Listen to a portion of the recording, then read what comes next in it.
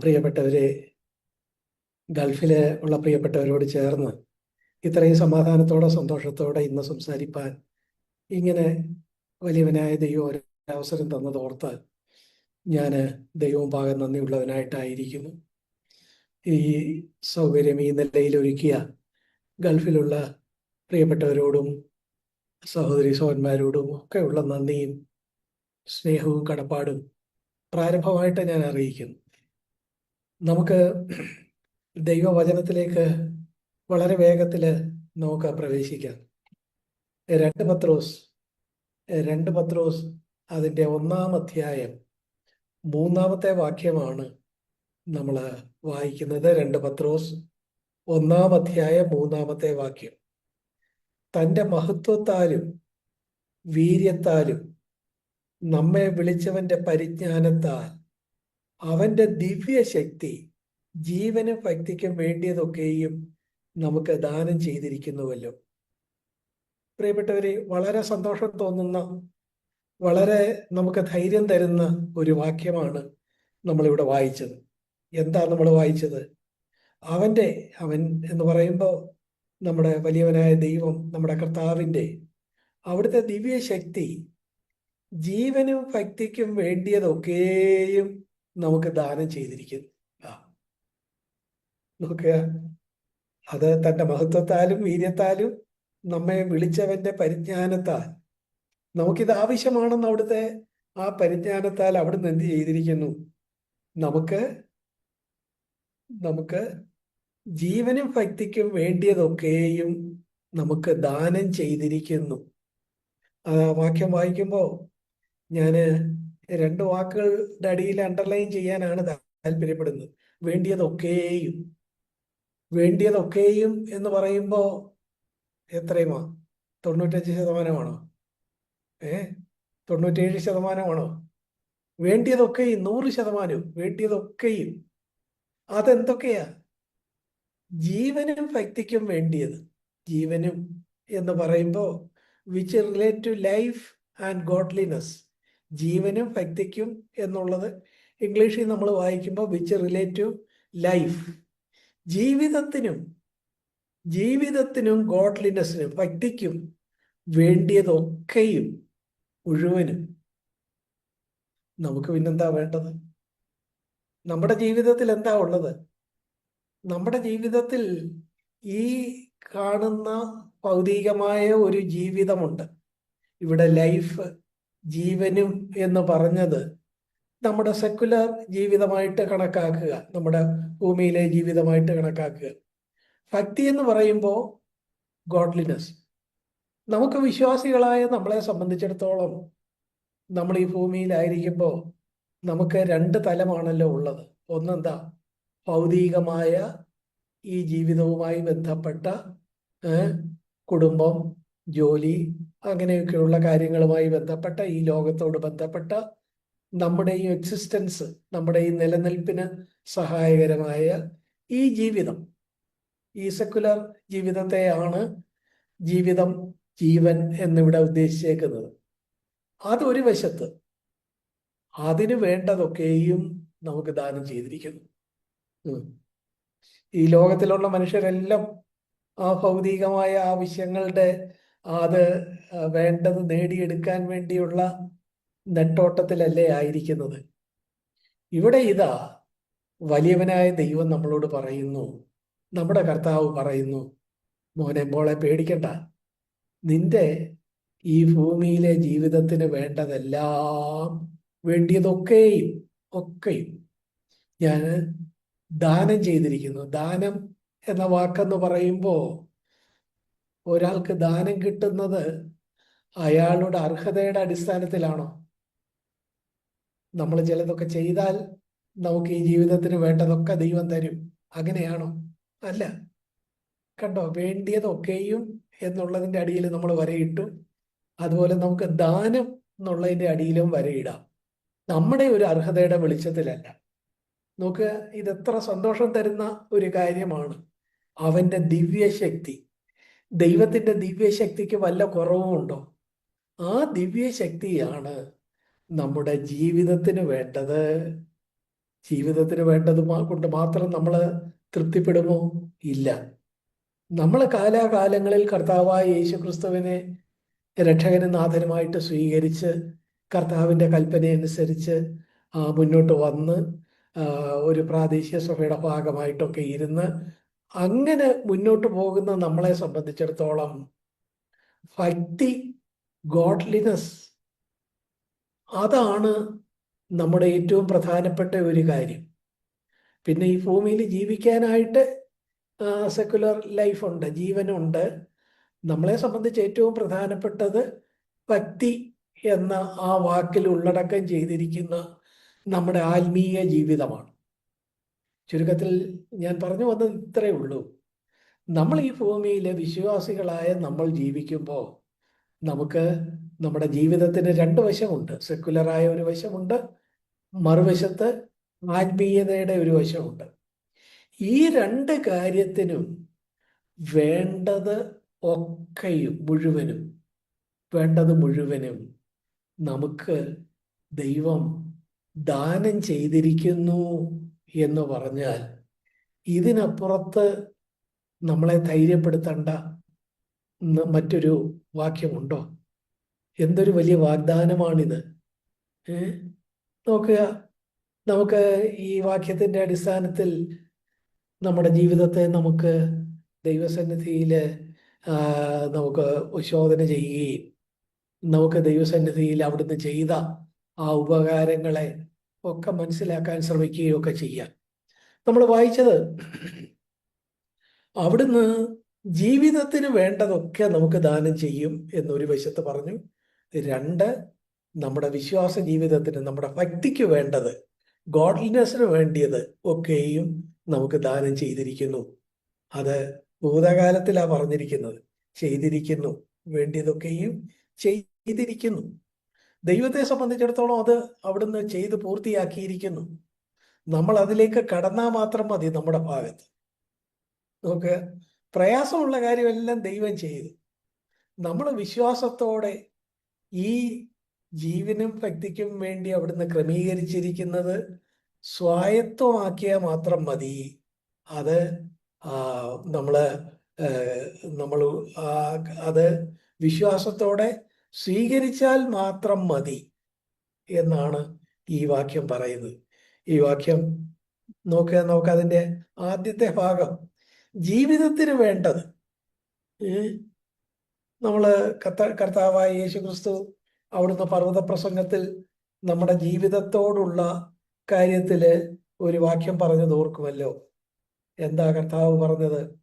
നമ്മുടെ ജീവിതത്തിന് വേണ്ടതെല്ലാം സ്വർഗീയ പിതാവ് നമുക്കായിട്ട് ക്രമീകരിച്ചിട്ടുണ്ട് എന്നുള്ള ആ കാര്യമാണ് അവിടുന്ന് പറഞ്ഞിട്ടുള്ളത്. മത്തായി എഴുതിയ സുവിശേഷം 6-ാം അധ്യായം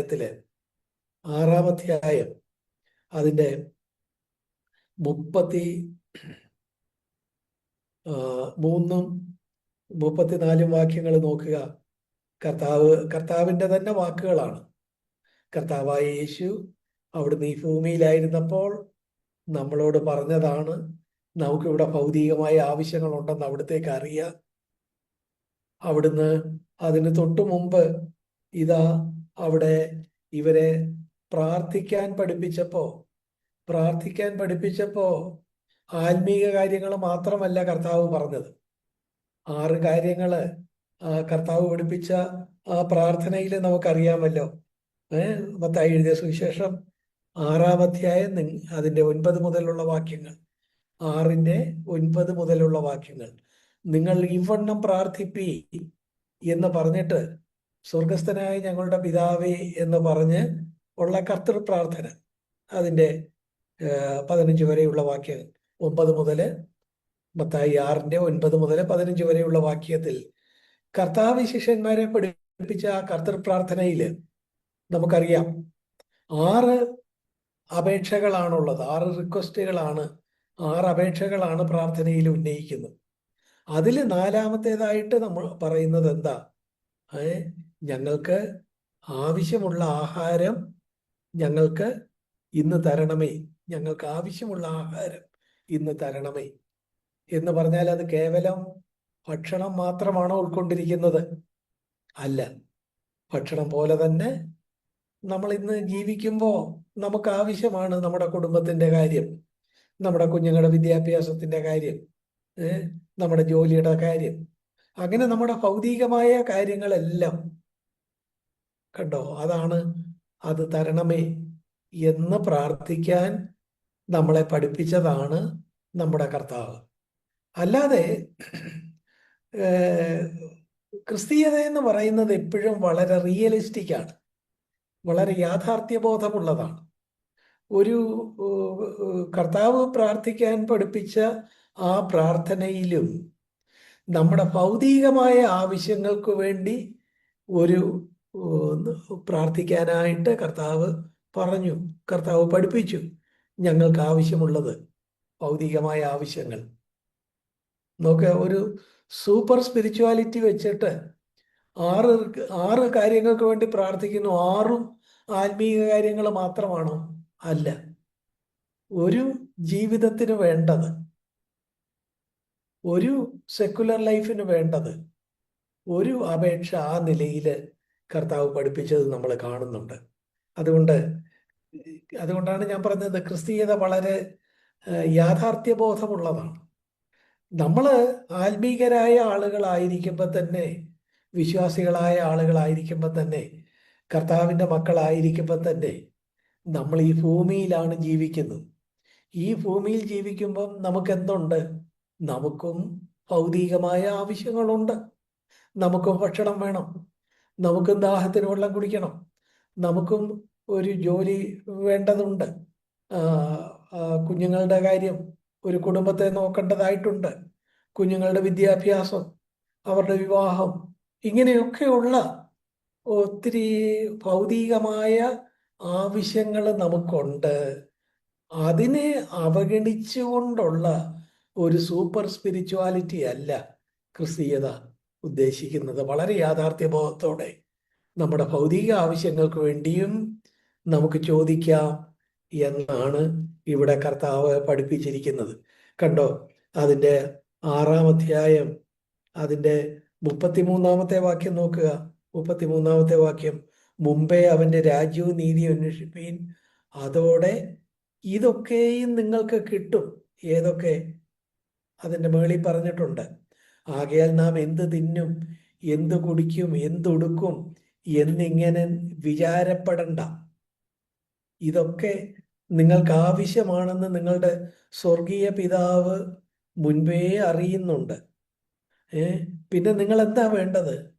നിങ്ങൾ ഇതൊക്കെ നമുക്ക് ആവശ്യമാണെങ്കിൽ, ഈ ഭൗതികമായ ജീവന് വേണ്ട കാര്യങ്ങൾ ആവശ്യമാണെങ്കിലും, നിങ്ങൾ മുമ്പേ അവൻ്റെ രാജ്യവും നീതിയും അന്വേഷിച്ചാൽ ദൈവം എന്തോ ചെയ്തോളും? അതോടുകൂടെ ഇതൊക്കെയും നിങ്ങൾക്ക് കിട്ടും, ഇതൊക്കെയും നമുക്ക് തരും. അതുകൊണ്ട് നാളേക്കായി വിചാരപ്പെടരുത് എന്നാണ് അവിടെ പറയുന്നത്. നോക്കുക, വിചാരപ്പെടരുത് എന്ന് എത്ര വട്ടം അവിടെ പറഞ്ഞിരിക്കുന്നു. 25-ാമത്തെ വാക്യത്തിൽ പറയുന്നു, നിങ്ങളുടെ ജീവനായിക്കൊണ്ടും, എന്ത് തിന്നും എന്ത് കുടിക്കുമെന്ന് നിങ്ങളുടെ ജീവനായിക്കൊണ്ടും, എന്തുടുക്കും എന്ന് ശരീരത്തിനായിക്കൊണ്ടും വിചാരപ്പെടരുത് എന്ന് 25-ാം വാക്യത്തിൽ പറയുന്നു. അതുപോലെ 31-ാം വാക്യത്തിൽ പറയുന്നു, ആകയാൽ നാം എന്ത് തിന്നും എന്ത് കുടിക്കും എന്തുടുക്കും എന്നിങ്ങനെ നിങ്ങൾ വിചാരപ്പെടരുത്. 34-ാം വാക്യത്തിൽ പറയുന്നു, അതുകൊണ്ട് നാളേക്കായി വിചാരപ്പെടരുത്. നോക്കുക, ഈ പറഞ്ഞിരിക്കുന്നതെല്ലാം, കർത്താവ് ഇവിടെ പറഞ്ഞിരിക്കുന്ന ഈ കാര്യങ്ങളെല്ലാം നമ്മുടെ ഭൗതിക ആവശ്യങ്ങളുമായിട്ട് ബന്ധപ്പെട്ട് നമ്മൾ ഉള്ള കാര്യങ്ങളാണ്. തിന്നുക, കുടിക്കുക, ശരീരത്തിനായിക്കൊണ്ടും ജീവനായിക്കൊണ്ടും, എന്തുടുക്കും എന്ന് ശരീരത്തിനായിക്കൊണ്ടും ഒക്കെയുള്ള ആ സെക്കുലർ ലൈഫുമായി ബന്ധപ്പെട്ട വിചാരത്തെയാണ് അല്ലെങ്കിൽ നമ്മൾ വായിച്ച വാക്യത്തോട് 2 പത്രോസ് 1:3 ബന്ധപ്പെട്ട് നമുക്കിങ്ങനെ പറയാം, നമ്മുടെ ജീവിതവുമായിട്ട് ബന്ധപ്പെട്ട കാര്യങ്ങളുടെ കാര്യത്തിലും ദൈവം എന്തോ ചെയ്യും? അവിടുന്ന് വേണ്ടത്, ആവശ്യമുള്ളത് നമുക്ക് തരും. നമ്മൾ അതുകൊണ്ട് വിചാരപ്പെടണ്ട. പക്ഷെ അത് ലഭിക്കാൻ നമ്മൾ എന്ത് ചെയ്താൽ മതി? ദൈവത്തിന് ഒന്നാം സ്ഥാനം കൊടുത്താൽ മതി. മുമ്പേ അവന്റെ രാജ്യവും നീതിയും അന്വേഷിക്കുക.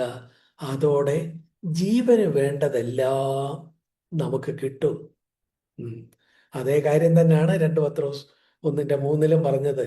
അവന്റെ ദിവ്യശക്തി ജീവന് വേണ്ടതൊക്കെയും നമുക്ക് ദാനം ചെയ്തിരിക്കുന്നു. അപ്പൊ പ്രിയപ്പെട്ടവരെ, നമ്മൾ എന്താ പറഞ്ഞത്? നമ്മൾ പറഞ്ഞത്, നമ്മൾ ഭൂമിയിലായിരിക്കുമ്പോൾ, വിശ്വാസികൾ എന്നുള്ള നിലയിൽ, ദൈവമക്കൾ എന്നുള്ള നിലയിൽ നമ്മൾ ഇന്ന് ഭൂമിയിലായിരിക്കുമ്പോൾ നമുക്ക് 2 തലത്തിലാണ് നമ്മുടെ ആവശ്യങ്ങളുള്ളത്. ഒന്ന്, ഈ ജീവിതവുമായി ബന്ധപ്പെട്ട ആവശ്യങ്ങൾ. ആ ആവശ്യങ്ങളെക്കുറിച്ച് വിചാരപ്പെടണ്ട.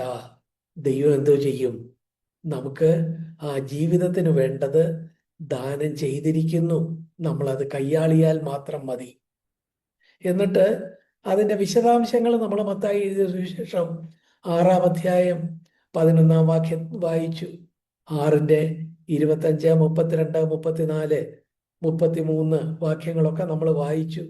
നമ്മൾ എന്ത് ചെയ്താൽ മതി? ദൈവത്തിന് ഒന്നാം സ്ഥാനം കൊടുത്ത് ദൈവത്തിനായിട്ട് ജീവിക്കുമ്പോൾ ദൈവം എന്തോ ചെയ്തുകൊള്ളും? നമ്മുടെ ഭൗതികമായ ആവശ്യങ്ങൾ. അത് കേവലം തിന്നുകയും കുടിക്കുകയും ഉടുക്കുകയും മാത്രമല്ല, അതിനോട് ചേർന്നുള്ളത് നമുക്ക് പറയാം. നമ്മുടെ കുടുംബത്തിന്റെ കാര്യങ്ങൾ, കുഞ്ഞുങ്ങളുടെ വിദ്യാഭ്യാസം, കുഞ്ഞുങ്ങളുടെ വിവാഹം, ജോലി സംബന്ധിച്ച കാര്യങ്ങൾ, ഇതൊക്കെയും ദൈവം എന്ത് ചെയ്യും? നോക്കിക്കൊള്ളും. അവിടുന്ന് അത് വേണ്ടതെല്ലാം നമുക്ക് ദാനം ചെയ്തിരിക്കുന്നു. നമ്മളത് കൊണ്ട് എന്ത് വേണ്ട? വിചാരപ്പെടണ്ട. ഇതാണ് അതിന്റെ ഒന്നാമത്തെ ഭാഗം. രണ്ടാമത്തെ ഭാഗം എന്താ? അവന്റെ ദിവ്യശക്തി ജീവന് വേണ്ടത് മാത്രമല്ല, ഭക്തിക്ക് വേണ്ടതും ദാനം ചെയ്തിരിക്കുന്നു. പ്രിയപ്പെട്ടവരെ, നമ്മുടെ പലപ്പോഴും ഉള്ള പ്രശ്നം എന്താ? നമ്മൾ ഈ ഭൂമിയിലായിരിക്കുമ്പോൾ ദൈവം ആഗ്രഹിക്കുന്ന നിലയിലെ ഭക്തിയോടെ നമുക്ക് ജീവിക്കാൻ കഴിയുമോ? ഇതിനെക്കുറിച്ചാണ് ചിലരുടെ ആകുല ചിന്ത. പ്രിയപ്പെട്ടവരെ, നമ്മൾ ഓർക്കണം, ഭൗതികമായ കാര്യങ്ങൾക്ക് വേണ്ടി മാത്രമല്ല ആകുല ചിന്ത പലർക്കും ഉള്ളത്. ആത്മീകമായ കാര്യങ്ങളെക്കുറിച്ചും ഒരു ആകുല ചിന്ത പലരും കൊണ്ട് നടക്കുന്നുണ്ട്. എന്നാൽ ദൈവം നമ്മളെക്കുറിച്ച് ആഗ്രഹിക്കുന്നത് എന്താ? നമ്മൾ അങ്ങനെ ഒരു ആകുല ചിന്ത കൊണ്ട് നടക്കണ്ട. കാരണം നമുക്ക് ജീവിതത്തിന് വേണ്ടത്, അതുപോലെ ഭക്തിക്ക് വേണ്ടത് ഒക്കെയും നമുക്ക് ദാനം ചെയ്യുന്ന ആ വലിയവനായ ദൈവമുണ്ട്. അവിടുത്തെ ദിവ്യശക്തിയുണ്ട്. നോക്കുക, നമ്മൾ പലപ്പോഴും വിചാരിക്കുന്നത് ഭക്തിക്ക് വേണ്ടത് ചിലത് നമ്മൾ ചെയ്യണം, അങ്ങനെയൊക്കെ അല്ലേ നമ്മൾ ചിന്തിക്കുന്നത്. തീർച്ചയായിട്ടും നമ്മുടെ ഭാഗത്ത് ചെയ്യേണ്ടത് ചെയ്യണം. അപ്പോൾ തന്നെ അതിനെ മൊത്തത്തിൽ നോക്കുമ്പോൾ ദൈവം നമുക്കായിട്ട് ആ കാര്യങ്ങളെ ക്രമീകരിച്ചിരിക്കുന്നു. ഒരു ഭക്തിയുള്ള ഒരു ജീവിതത്തിന് വേണ്ട കാര്യങ്ങളെല്ലാം അവിടുന്ന് ക്രമീകരിച്ചിരിക്കുന്നു. നമ്മൾ അതിലേക്ക് കടന്നാൽ മതി. നമുക്ക് ആ കാര്യം നോക്കാം. നമ്മൾ ഭക്തിക്ക് വേണ്ടതും അവിടുന്ന് നമുക്ക് ദാനം ചെയ്തിരിക്കുന്നു എന്ന് നമ്മൾ കാണുന്നുണ്ട്. നമ്മൾ യൂദായുടെ ലേഖനം 3-ാമത്തെ വാക്യം നോക്കുക. യൂദായുടെ ലേഖനം 3-ാമത്തെ വാക്യം. യൂദ നമുക്കറിയാവുന്നതുപോലെ ഒരധ്യായം മാത്രമുള്ള പുസ്തകമാണല്ലോ. ആ യൂദായുടെ ലേഖനത്തില് യൂദ ഇതാ ആ ലേഖനം എഴുതാൻ തുടങ്ങുന്നതിനെ കുറിച്ച് 3-ാമത്തെ വാക്യത്തിൽ കാണുന്നു. യൂദായുടെ ലേഖനം 3-ാമത്തെ വാക്യം. പ്രിയരെ, നമുക്ക് പൊതുവിലുള്ള രക്ഷയെക്കുറിച്ച് നിങ്ങൾക്ക് എഴുതുവാൻ സകല പ്രയത്നവും ചെയ്യുകയും വിശുദ്ധന്മാർക്ക് ഒരിക്കലായിട്ട് ഫലമേൽപ്പിച്ചിരിക്കുന്ന വിശ്വാസത്തിനു വേണ്ടി പോരാടേണ്ടതിന് പ്രബോധിപ്പിച്ചെഴുതുവാൻ ആവശ്യം എന്ന് എനിക്ക് തോന്നി. യൂദ പറയുക. യൂദ എന്താ പറയുന്നത്? യൂദ പറയുന്നത്, പൊതുവിലുള്ള രക്ഷയെക്കുറിച്ച് നിങ്ങൾക്ക് എഴുതാനാണ് ഞാൻ ആദ്യം കാര്യങ്ങളെല്ലാം ക്രമീകരിച്ചത്. അപ്പോ എനിക്ക് എഴുതാനിരുന്നപ്പോൾ എനിക്ക് തോന്നി അതല്ല, വിശ്വാസത്തിന് വേണ്ടി, ഭക്തിയുള്ള ഒരു ജീവിതത്തിന് വേണ്ടി അങ്ങനെ ജീവിക്കുന്നതല്ലേ പ്രധാനം. അതിനുവേണ്ടി എങ്ങനെയാ ജീവിക്കേണ്ടത് എന്നൊക്കെ നിങ്ങളെ പ്രബോധിപ്പിച്ചെഴുതാൻ എനിക്ക് താല്പര്യം തോന്നി. അങ്ങനെയാണ് ഞാൻ എഴുതുന്നത് എന്ന് പറഞ്ഞാണ് ആ ഒറ്റ അധ്യായമുള്ള ആ ലേഖനം അങ്ങനെയാണ് ആരംഭിക്കുന്നത്. പക്ഷേ അവിടെ ആ ലേഖനത്തിൽ നമ്മൾ ഭക്തിയുള്ള ഒരു ജീവിതത്തിന്, ദൈവത്തിന് പ്രസാദകരമായ ഒരു ജീവിതത്തിന് നമ്മൾ ശ്രദ്ധിക്കേണ്ട പല കാര്യങ്ങളെക്കുറിച്ചൊക്കെ പറയുന്നുണ്ട്. ശ്രദ്ധിക്കേണ്ട പല കാര്യങ്ങളെക്കുറിച്ചൊക്കെ അതിൽ സൂചിപ്പിക്കുന്നുണ്ട്. എന്നാൽ ആ ലേഖനം അവസാനിക്കുമ്പോൾ, യൂദായുടെ ലേഖനം അവസാനിക്കുമ്പോൾ 25 വാക്യങ്ങളുള്ള ആ ലേഖനം അവസാനിക്കുമ്പോൾ അതിൻ്റെ 24 വാക്യത്തിൽ, 24-25 വാക്യത്തിൽ യൂദ എന്താ പറഞ്ഞാ നിർത്തുന്നതെന്നറിയാമോ? നമ്മള് ഈ ഭക്തിയുള്ള ഒരു ജീവിതം ജീവിക്കാൻ നമ്മളല്ല, നമ്മളെ അതിനായിട്ട് ഒക്കുപ്പൈ ചെയ്യുന്ന കർത്താവിനെ ചൂണ്ടിക്കാണിച്ചുകൊണ്ടാണ് ആ ലേഖനം അവസാനിപ്പിക്കുന്നത്. 24-25 വാക്യം ശ്രദ്ധിക്കുക. വീഴാതെ വണ്ണം നിങ്ങളെ സൂക്ഷിച്ച് തൻ്റെ മഹിമാസന്നിധിയിൽ കളങ്കമില്ലാത്തവരായി ആനന്ദത്തോടെ നിർത്തുവാൻ ശക്തിയുള്ളവന്, നമ്മുടെ കർത്താവായ യേശു ക്രിസ്തു മുഖാന്തരം നമ്മുടെ രക്ഷിതാവായ ഏക ദൈവത്തിന് തന്നെ സർവകാലത്തിന് മുമ്പ് ഇപ്പോഴും സദാകാലത്തോളവും തേജസ്സും മഹിമയും ബലവും അധികാരവും ഉണ്ടാകുമാറാകട്ടെ. ആമേൻ. യൂദാ എന്താ പറയാൻ തുടങ്ങിയത്? വിശ്വാസത്തിനു വേണ്ടി, അല്ലെങ്കിൽ ഭക്തിക്ക് വേണ്ടി, എന്താ പോരാടി ജീവിക്കുന്നതിനെ കുറിച്ചാ ഞാൻ എഴുതാൻ തുടങ്ങുന്നത് എന്നാണ് ആമുഖത്തിൽ പറഞ്ഞത്, 3-ാം വാക്യത്തിൽ പറഞ്ഞത്. അപ്പം നമ്മൾ വിചാരിച്ചു, നമ്മൾ ഭക്തിക്ക് വേണ്ടി പോരാടുന്ന കാര്യങ്ങളൊക്കെ പറയുമ്പോൾ അത് നമുക്ക് ഒത്തിരി തലവേദന തരും. നമ്മൾ അത് പോരാടണം, ഇത് പോരാടണം, മറ്റേത് ചെയ്യണം, ഇത് ചെയ്യണം, അത് ചെയ്യണം. വിശ്വാസത്തിന് വേണ്ടി പോരാടേണ്ടത്, അല്ലെങ്കിൽ നമ്മൾ വായിച്ച വാക്യത്തോട് ചേർത്ത് നമുക്ക് ഇങ്ങനെ പറയാം, ഭക്തിക്ക് വേണ്ടി, ഭക്തിയുള്ള ഒരു ജീവിതത്തിന് വേണ്ടി പോരാടേണ്ടത്. അപ്പം ഈ പോരാട്ടത്തിന്റെ കാര്യമൊക്കെ പറയുമ്പോൾ അത് നമുക്ക് ഒത്തിരി റെസ്പോൺസിബിലിറ്റി തരും, അല്ലെങ്കിൽ നമുക്ക് ഒത്തിരി തലവേദന തരും. നമുക്ക് ഒത്തിരി പോരാട്ടം എപ്പോഴും വിഷമമുള്ളതാണല്ലോ, ഒത്തിരി ബദ്ധപ്പാട് തരും എന്നൊക്കെ വിചാരിച്ചാൽ നമ്മൾ ആ യൂദായുടെ ലേഖനം വായിക്കുന്നത്. പക്ഷെ യൂദ അവസാനിപ്പിക്കുമ്പോൾ കണ്ടല്ലോ എന്താ നമ്മൾ വായിച്ചത്? പ്രിയമുള്ളവരെ, ഈ ഭക്തിയുടെ ജീവിതത്തിൽ, ഈ വിശ്വാസത്തിൽ നിങ്ങളെ, അല്ലെങ്കിൽ നമ്മളെ വീഴാതെ സൂക്ഷിച്ച് ദൈവസന്നിധിയിൽ കർത്താവിന് വീണ്ടും വന്ന് കർത്താവിൻ്റെ വെള്ളസിംഹാസനത്തിന് മുമ്പിൽ നമ്മൾ നിൽക്കുമ്പോൾ, അല്ലെങ്കിൽ കർത്താവിൻ്റെ സന്നിധിയിൽ നമ്മൾ നിൽക്കുമ്പോൾ, അവിടുത്തെ മഹിമാസന്നിധിയിൽ നമ്മൾ നിൽക്കുമ്പോൾ നമ്മുടെ പ്രത്യേകതകൾ എന്തൊക്കെയാ? നമ്മൾ വീഴാതെ നിൽക്കുന്നവരാണ്, കളങ്കമില്ലാത്തവരായിട്ടുള്ളവരാണ്, ആനന്ദത്തോടെ നിൽക്കുന്നവരാണ്. ഇതൊക്കെ നമ്മൾ എങ്ങനെ ഇത്രയൊക്കെ ചെയ്യാൻ പറ്റുന്നത്? വീഴാതെ അവിടെ ദൈവസന്നിധിയിൽ അന്ന് നമ്മൾ കണക്ക് കൊടുക്കുമ്പോൾ വീഴാതെ നിൽക്കുന്നവർ, കളങ്കമില്ലാതെ നിൽക്കുന്നവർ, ആനന്ദത്തോടെ നിൽക്കുന്നവർ. ഇതൊക്കെ ചെയ്തതാരാ? ഓ, വലിയവനായ ദൈവം തന്നെ. അപ്പൊ നോക്കുക, വിശ്വാസത്തിന് വേണ്ടി, ഭക്തിക്ക് വേണ്ടി പോരാടേണ്ടതാണ്. പക്ഷേ അതിനുള്ള എല്ലാ കാര്യങ്ങളും ചെയ്തത് ദൈവം തന്നെയാണ്. അപ്പൊ പിന്നെ നമ്മൾ എന്തിനാ തലവേദന? നമ്മൾ എന്തിനാണ് ഭാരപ്പെടുന്നത്? നമ്മൾ എന്തിനാണ് ആത്മീയ കാര്യങ്ങളെ ചൊല്ലിപ്പോലും ഒരു ആകുല ചിന്ത കൊണ്ട് നടക്കുന്നത്? പ്രിയപ്പെട്ടവരെ, നമ്മൾ നമ്മുടെ ഭൗതിക കാര്യത്തിനാണെങ്കിലും ആത്മീയ കാര്യത്തിനായാലും ഒരു ആകുല ചിന്ത കൊണ്ട് നടക്കുന്നവരായി, ഇതൊരു ഭാരപ്പെട്ട ജീവിതം നയിക്കുന്നവരായും ആകരുത്. നമുക്ക് വേണ്ടി ഈ കാര്യങ്ങൾ അവിടുന്ന് ചെയ്യും. നമ്മൾ അവിടുന്ന് ചെയ്യുന്ന ആ കാര്യങ്ങളെ വിശ്വാസത്തോടെ നമ്മൾ സ്വായത്തമാക്കി, അവിടുന്ന് തരുന്ന കൃപ അതിനെ കയ്യാളി സന്തോഷത്തോടെ അവിടുന്ന് നമ്മളെ നിർത്തുന്നിടത്ത് നമ്മൾ അതിന് കീഴടങ്ങി വീഴാതെ നിന്ന് കളങ്കമില്ലാത്തവരായിട്ട് നമ്മളെ മുന്നോട്ട് കൊണ്ടുപോകുമ്പോൾ നമ്മൾ കളങ്കമില്ലാതെ തന്നെ അവിടുത്തെ കരങ്ങളിൽ ഒതുങ്ങി നിന്ന് ഓ ആനന്ദത്തോടെ നമ്മളെ നിർത്താൻ അവിടുന്ന് ആഗ്രഹിക്കുമ്പോൾ ആ ദൈവികമായ ആ നിലയിലുള്ള കരുതലിൻ്റെയും സ്നേഹത്തിൻ്റെയും ആനന്ദം കൈയാളുന്നവരായി ഒക്കെ നമ്മൾ ദൈവം വെച്ചിട്ടുള്ള ആ പ്രൊവിഷനുള്ളിൽ നമ്മൾ അതൊക്കെ സന്തോഷത്തോടെ സ്വായത്തമാക്കി നിന്നാൽ മാത്രം മതി. അതിൻ്റെ പ്രയാസമുള്ള ഭാഗം ആര് ചെയ്യും?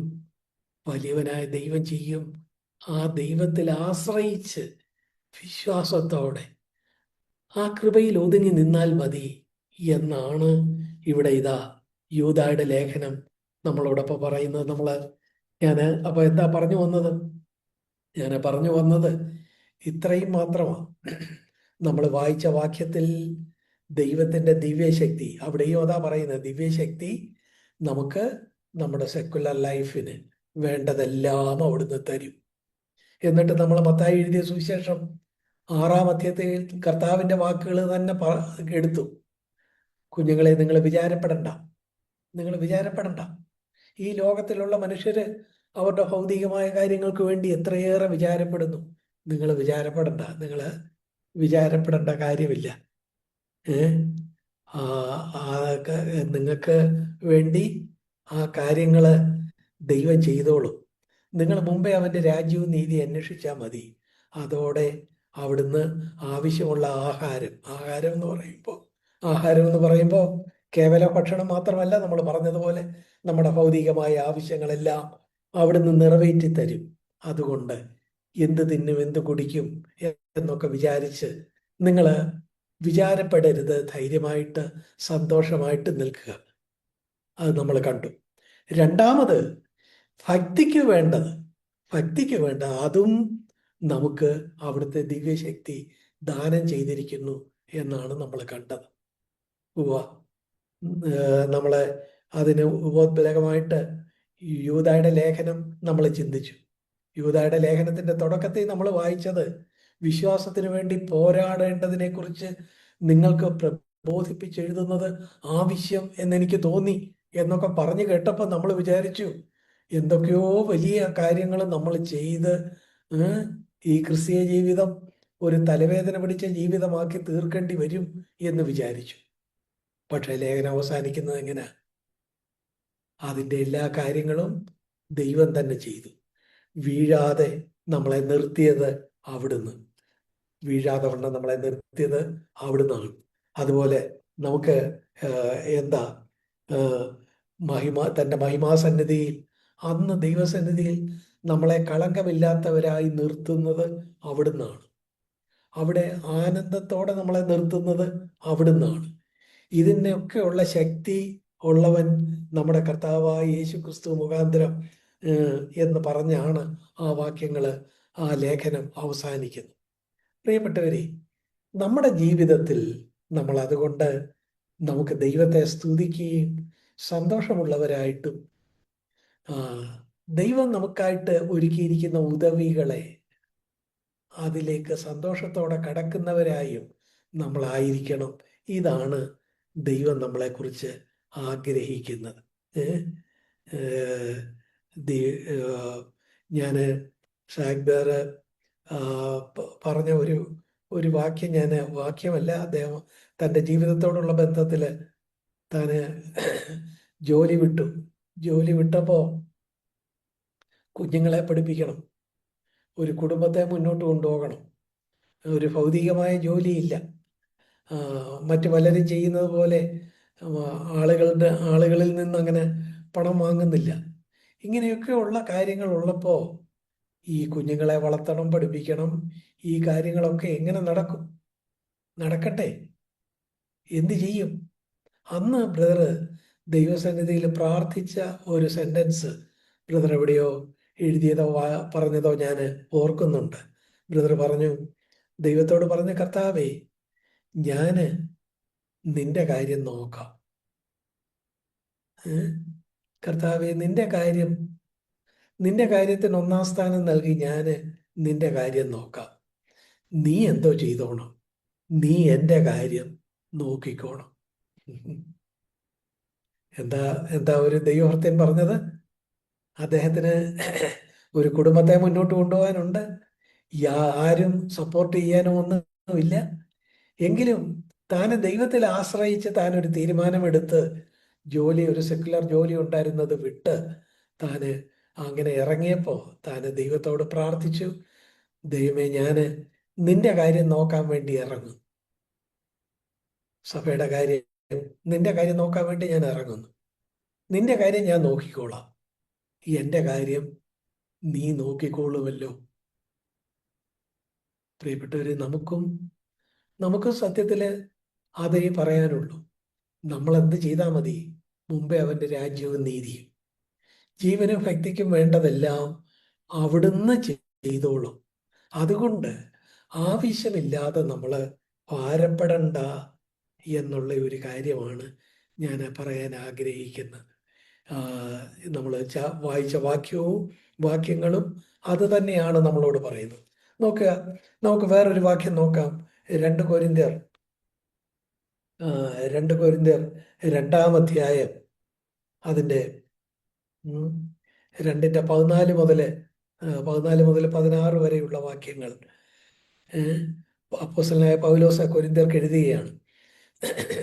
പൗലോസ് എഴുതുമ്പോൾ പൗലോസ് എന്താ പറയുന്നത്? കൊരിന്ത്യരോട് പറയുന്നു, ക്രിസ്തുവിൽ, താൻ തൻ്റെ അനുഭവം പറയുക, ക്രിസ്തുവിൽ ഞങ്ങളെ എപ്പോഴും ക്രിസ്തുവിൽ ഞങ്ങളെ എപ്പോഴും 2 കൊരിന്ത്യർ 2-ന്റെ 14 മുതൽ 16 വരെയുള്ള വാക്യങ്ങൾ, ക്രിസ്തുവിൽ ഞങ്ങളെ എപ്പോഴും ജയോത്സവമായി നടത്തുകയും എല്ലായിടത്തും ഞങ്ങളെ കൊണ്ട് തൻ്റെ പരിജ്ഞാനത്തിന്റെ വാസന വെളിപ്പെടുത്തുകയും ചെയ്യുന്ന ദൈവത്തിന് സ്തോത്രം. രക്ഷിക്കപ്പെടുന്നവരുടെ ഇടയിലും നശിക്കുന്നവരുടെ ഇടയിലും ഞങ്ങൾ ദൈവത്തിന് ക്രിസ്തുവിന്റെ സൗരഭ്യവാസനയാകുന്നു. ഇവർക്ക് മരണത്തിൽ നിന്ന് മരണത്തിലേക്കുള്ള വാസന, അവർക്കോ ജീവനിൽ നിന്ന് ജീവങ്കിലേക്കുള്ള വാസന തന്നെ. എന്നാൽ ഇതിന് ആർ പ്രാപ്തൻ? നോക്കുക, ഇവിടെ എന്താ പൗലോസ് പറയുന്നത്? താൻ പറയുക, ഞങ്ങളെ താന് നടന്ന് പൂർത്തിയായില്ല, പക്ഷേ നടക്കുന്ന ഇടയിൽ തന്നെ താൻ പറയുക, ക്രിസ്തുവിൽ ഞങ്ങളെ എങ്ങനെ നടത്തും? ദൈവമേ, നീ ഞങ്ങളെ ജയോത്സവമായിട്ട് നടത്തും. എങ്ങനെയെങ്കിലും അങ്ങ് നടത്തുകയല്ല, അവിടുത്തെ ദിവ്യശക്തി വേണ്ടതെല്ലാം നമുക്ക് ഭംഗിയായിട്ട് ചെയ്തു തരും. ക്രിസ്തുവിൽ ഞങ്ങളെ എപ്പോഴും എപ്പോഴും എപ്പോഴും എന്ന് പറയുമ്പോൾ എന്താ, മുഴുവൻ എപ്പോഴും ജയോത്സവമായി നടത്തുകയും തുടർന്ന് പറയുന്നു, എല്ലായിടത്തും തന്റെ പരിജ്ഞാനത്തിന്റെ വാസന ഞങ്ങളെ കൊണ്ട് വെളിപ്പെടുത്തുകയും ചെയ്യുന്ന ദൈവത്തിന് സ്തോത്രം, ദൈവത്തിന് സ്തോത്രം. എന്നിട്ട് ഞങ്ങൾ എന്തേ ചെയ്യും? ഞങ്ങളെ രക്ഷിക്കപ്പെടുന്നവരുടെ ഇടയിലും നശിക്കുന്നവരുടെ ഇടയിലും ദൈവത്തിന് ക്രിസ്തുവിന്റെ സൗരഭ്യവാസനയാക്കും എന്ന് താൻ അവിടെ പറയും. പ്രിയമുള്ളവരെ, നമ്മളെ ജയോത്സവമായി നടത്തുന്ന ഒരു കർത്താവുണ്ട്. ആ കർത്താവിനെ വിശ്വസിക്കുക, അവിടുത്തെ വാഗ്ദാനങ്ങളെ വിശ്വസിക്കുക. നമ്മൾ ആവശ്യമില്ലാതെ ഭാരപ്പെട്ടാലും ഭാരപ്പെട്ടില്ലെങ്കിലും നമ്മൾ അവിടുത്തെ മക്കളാണെങ്കിൽ അവിടുന്ന് നടത്തിക്കോളും. പിന്നെ നമ്മൾ എന്തിനാണ് വെറുതെ ഭാരപ്പെടുന്നത്? നമ്മളെ ജയോത്സവമായി നടത്തുന്ന ഒരു കർത്താവുണ്ട്. ഇവിടെ ഈ വാക്യങ്ങളെ കുറിച്ചൊക്കെ നമ്മൾ നേരത്തെ ചിന്തിച്ചിട്ടുണ്ട്. ഇവിടെ ഈ വാക്യങ്ങള് പറയുന്നത്, ഞങ്ങളെന്താ, ഞങ്ങള് രക്ഷിക്കപ്പെടുന്നവരാണ്. രക്ഷിക്കപ്പെടുന്നവരുടെ ഇടയില് ഞങ്ങള് ശ്രദ്ധിക്കപ്പെടുന്നു. അതുപോലെ നശിക്കുന്നവരുടെ ഇടയിലും ഞങ്ങള് ക്രിസ്തുവിന്റെ സൗരഭ്യവാസനയാകുന്നു എന്ന് ഇവിടെ പറഞ്ഞിരിക്കുന്നു. കണ്ടോ, രണ്ടിടത്ത്. ഈ ലോകത്ത് നമ്മളെ ശ്രദ്ധിക്കുന്ന ഒരു വിശ്വാസഗോളമുണ്ട്. ആ വിശ്വാസഗോളത്തില് നമ്മൾ എന്തായി നടക്കും? നമ്മൾ ക്രിസ്തുവിന്റെ സൗരഭ്യവാസനയായി ജയോത്സവമായി നമ്മൾ നടക്കും. അതുപോലെ നമ്മളെ തുറച്ചു നോക്കുന്ന ഈ ലോകത്തിന്റെ ആളുകളില്ലേ, ഈ ലോകക്കാരെന്ന് അവരെ കുറിച്ച് ഇവിടെ പറഞ്ഞേക്കുന്നത് എന്താ? നശിക്കുന്നവർ. അവരും എന്താണ്? അവരുടെ ഇടയിലും ഞങ്ങള് ദൈവത്തിന് ക്രിസ്തുവിന്റെ സൗരഭ്യവാസനയാകും. പ്രിയ സഹോദരന്മാരെ, നമ്മൾ സന്തോഷത്തോടെ ദൈവം നമുക്ക് തന്നിട്ടുള്ള ഈ പ്രൊവിഷനുകളിലെല്ലാം വിശ്വാസത്തോടെ അതിനെ അതിലാശ്രയിച്ച് ദൈവത്തെ അങ്ങനെ നമ്മൾ ദൈവത്തിൽ ചാരിക്കൊണ്ട് നമ്മൾ മുന്നോട്ട് പോകുമ്പോൾ നമ്മളെ കാണുന്നവര് സത്യത്തിൽ അത്ഭുതപ്പെടും. ഇവരെങ്ങനാണ് എല്ലായിടത്തും എപ്പോഴും ജയോത്സവമായി ഇങ്ങനെ നടക്കുന്നത്? നമ്മളെ ദൈവത്തിന്റെ പരിജ്ഞാനത്തിന്റെ വാസന രക്ഷിക്കപ്പെടുന്നവരുടെ ഇടയിൽ നമ്മൾ പരത്തും. എന്നാൽ നശിക്കുന്നവരുടെ ഇടയിലും ക്രിസ്തുവിന്റെ സൗരഭ്യ വാസനയാണ്. ഹല്ലേലൂയ. നമ്മൾ അങ്ങനെ നടക്കുന്ന കാണുമ്പോൾ ഇവിടെ ഇതാ നമ്മൾ ഈ കാര്യങ്ങളൊക്കെ നേരത്തെയും പറഞ്ഞിട്ടുണ്ട്. ഞാൻ വേഗത്തിലങ്ങ് പറയാം. അതിന്റെ 16-ാമത്തെ വാക്യം, ഇവർക്ക് മരണത്തിൽ നിന്ന് മരണത്തിലേക്കുള്ള വാസന, അവർക്കോ ജീവനിൽ നിന്ന് ജീവനിലേക്കുള്ള വാസന തന്നെ. ഇതെന്താ രണ്ട് തരത്തിലുള്ള കാര്യങ്ങൾ പറയുന്നത്? അതിനെ ഈ മുകളിൽ പറഞ്ഞ വാക്യത്തിന്റെ അടിസ്ഥാനത്തിൽ വേഗത്തിൽ ഇങ്ങനെ പറയാം. രക്ഷിക്കപ്പെടുന്ന ആളുകൾ മറ്റ് ആളുകളെ വിശ്വാസഗോളത്തെ സംബന്ധിച്ചിടത്തോളം നമ്മള് കർത്താവിൽ ആശ്രയിച്ച് സന്തോഷത്തോടെ സമാധാനത്തോടെ ജീവിക്കുമ്പോൾ കർത്താവിനെ അറിയുന്ന മറ്റുള്ളവർക്ക് നമ്മൾ എന്തായിത്തീരും? ജീവനിൽ നിന്ന് ജീവങ്കലേക്കുള്ള ഒരു വാസന അവർക്ക് നമ്മുടെ ജീവിതം നൽകും. അതുപോലെ തന്നെ ഈ ലോകത്തിന്റെ ആളുകൾക്ക് ഇവരിതാ ഒന്നുമില്ലെങ്കിലും അവരുടെ ദൈവത്തിൽ ആശ്രയിച്ച് സന്തോഷമായിട്ട് ജീവിക്കുന്നു. അപ്പൊ അവര് പറയുന്നത് പോലെ അവരുടെ കർത്താവ് വരും, ഈ ലോകത്തെ ന്യായം വിധിക്കുമെന്നൊക്കെ പറയുമ്പോൾ നമ്മള് മരണത്തിൽ നിന്ന് മരണത്തിലേക്കുള്ള ഒരു വാസനയാണ് അവർക്ക് നമ്മുടെ ജീവിതം നൽകുന്നത്. എന്ന് പറഞ്ഞാൽ ഇത്രയേ ഉള്ളൂ, നമ്മുടെ ജീവിതം കർത്താവിനെ അറിയാൻ ആഗ്രഹിക്കുന്നവർക്ക് ഒരു വെല്ലുവിളിയും പ്രചോദനവുമാകുമ്പോൾ ഈ ലോകത്തിന്റെ പുറകെ നടക്കുന്ന, ലോകത്തിൽ മാത്രം ആശ്രയം വെക്കുന്നവർക്ക് വരാൻ പോകുന്ന കർത്താവിന്റെ ന്യായവിധിയെക്കുറിച്ചുള്ള വലിയ ആ ഒരു മുന്നറിയിപ്പ്, അവർക്ക് മരണത്തിൽ നിന്ന് മരണത്തിലേക്കുള്ള വാസന. കേട്ടോ, നമ്മുടെ ജീവിതം ക്രിസ്തുവിൽ ജയോത്സവമായ ഒരൊറ്റ ജീവിതമാണ്. ആ ജീവിതം ദൈവത്തിനായിട്ടൊരു ഹൃദയമുള്ളവർക്ക് അവർക്ക് അത് ക്രിസ്തുവിന് ഒരു സൗരഭ്യവാസന ആയിരിക്കും. അതേസമയം അവർക്കൊരു ജീവങ്കിൽ നിന്ന് ജീവങ്കിലേക്കുള്ള വാസനയായിരിക്കും. അതേസമയം ദൈവത്തെ അറിയാത്തവർക്ക് ദൈവത്തിന്റെ ആ നിലയിലുള്ള രക്ഷയിലേക്ക് വരാത്ത ഈ ലോകത്തിന്റെ ആളുകളെ സംബന്ധിച്ചിടത്തോളം അവർക്ക് നമ്മുടെ ജീവിതം തന്നെ വരാൻ പോകുന്ന കർത്താവിന്റെ വരവിനെ കുറിച്ചുമൊക്കെയുള്ള ആ ന്യായവിധിയെക്കുറിച്ചുമൊക്കെയുള്ള അവർക്കൊരു മരണത്തിൽ നിന്ന് മരണത്തിലേക്കുള്ള വാസന നമ്മൾ നൽകിക്കൊണ്ട് നമ്മൾ ഈ ലോകത്ത് ജയോത്സവമായി ജീവിക്കുന്നു എന്നാണ് ഇവിടെ ഇത് പറഞ്ഞിട്ടുള്ളത്. പ്രിയപ്പെട്ടവരെ, അതുകൊണ്ട് നമ്മള് ഇന്ന് ഈ കഴിഞ്ഞ ദിവസങ്ങളിലൊക്കെയും നമ്മൾ എന്തായിരുന്നു, ഈ യുദ്ധം നടക്കുന്നു, അതിനോടുള്ള ബന്ധത്തിൽ കാര്യങ്ങൾ വളരെ പ്രയാസമായി തീരും. ഞങ്ങള് നാട്ടിലുള്ള ആളുകളും ഗൾഫിലുള്ള ഞങ്ങളുടെ സഹോദരങ്ങള്, പ്രിയപ്പെട്ടവര്, സഹോദരി സഹോദരന്മാര്, ദൈവമേ അവരുടെ കാര്യങ്ങൾ എങ്ങനെയാണ്, വിഷമങ്ങൾ ഉണ്ടാകരുതേ എന്ന് ഓർത്ത് പ്രാർത്ഥിക്കുകയും നിരന്തരം പ്രാർത്ഥിക്കുകയും ഒക്കെ ചെയ്തുകൊണ്ടിരുന്നു. ഇപ്പോഴിതാ ഭാരപ്പെടേണ്ട കാര്യമൊന്നുമില്ല, ദൈവം കാര്യങ്ങളെ ക്രമീകരിക്കുന്നു എന്നുള്ള നിലയിൽ കുറച്ച് ശാന്തമായ ഒരു രീതിയിൽ നമുക്ക് ഇന്ന് ദൈവസന്നിധിയിൽ ഈ സന്ധ്യയിൽ ഒന്നിച്ചായിരിക്കാൻ കഴിയുന്നല്ലോ. സഹോദരി സഹോദരന്മാരെ, ഒരു ദൈവമുണ്ട്, വലിയവനായ സർവശക്തനായ ഒരു ദൈവമുണ്ട്.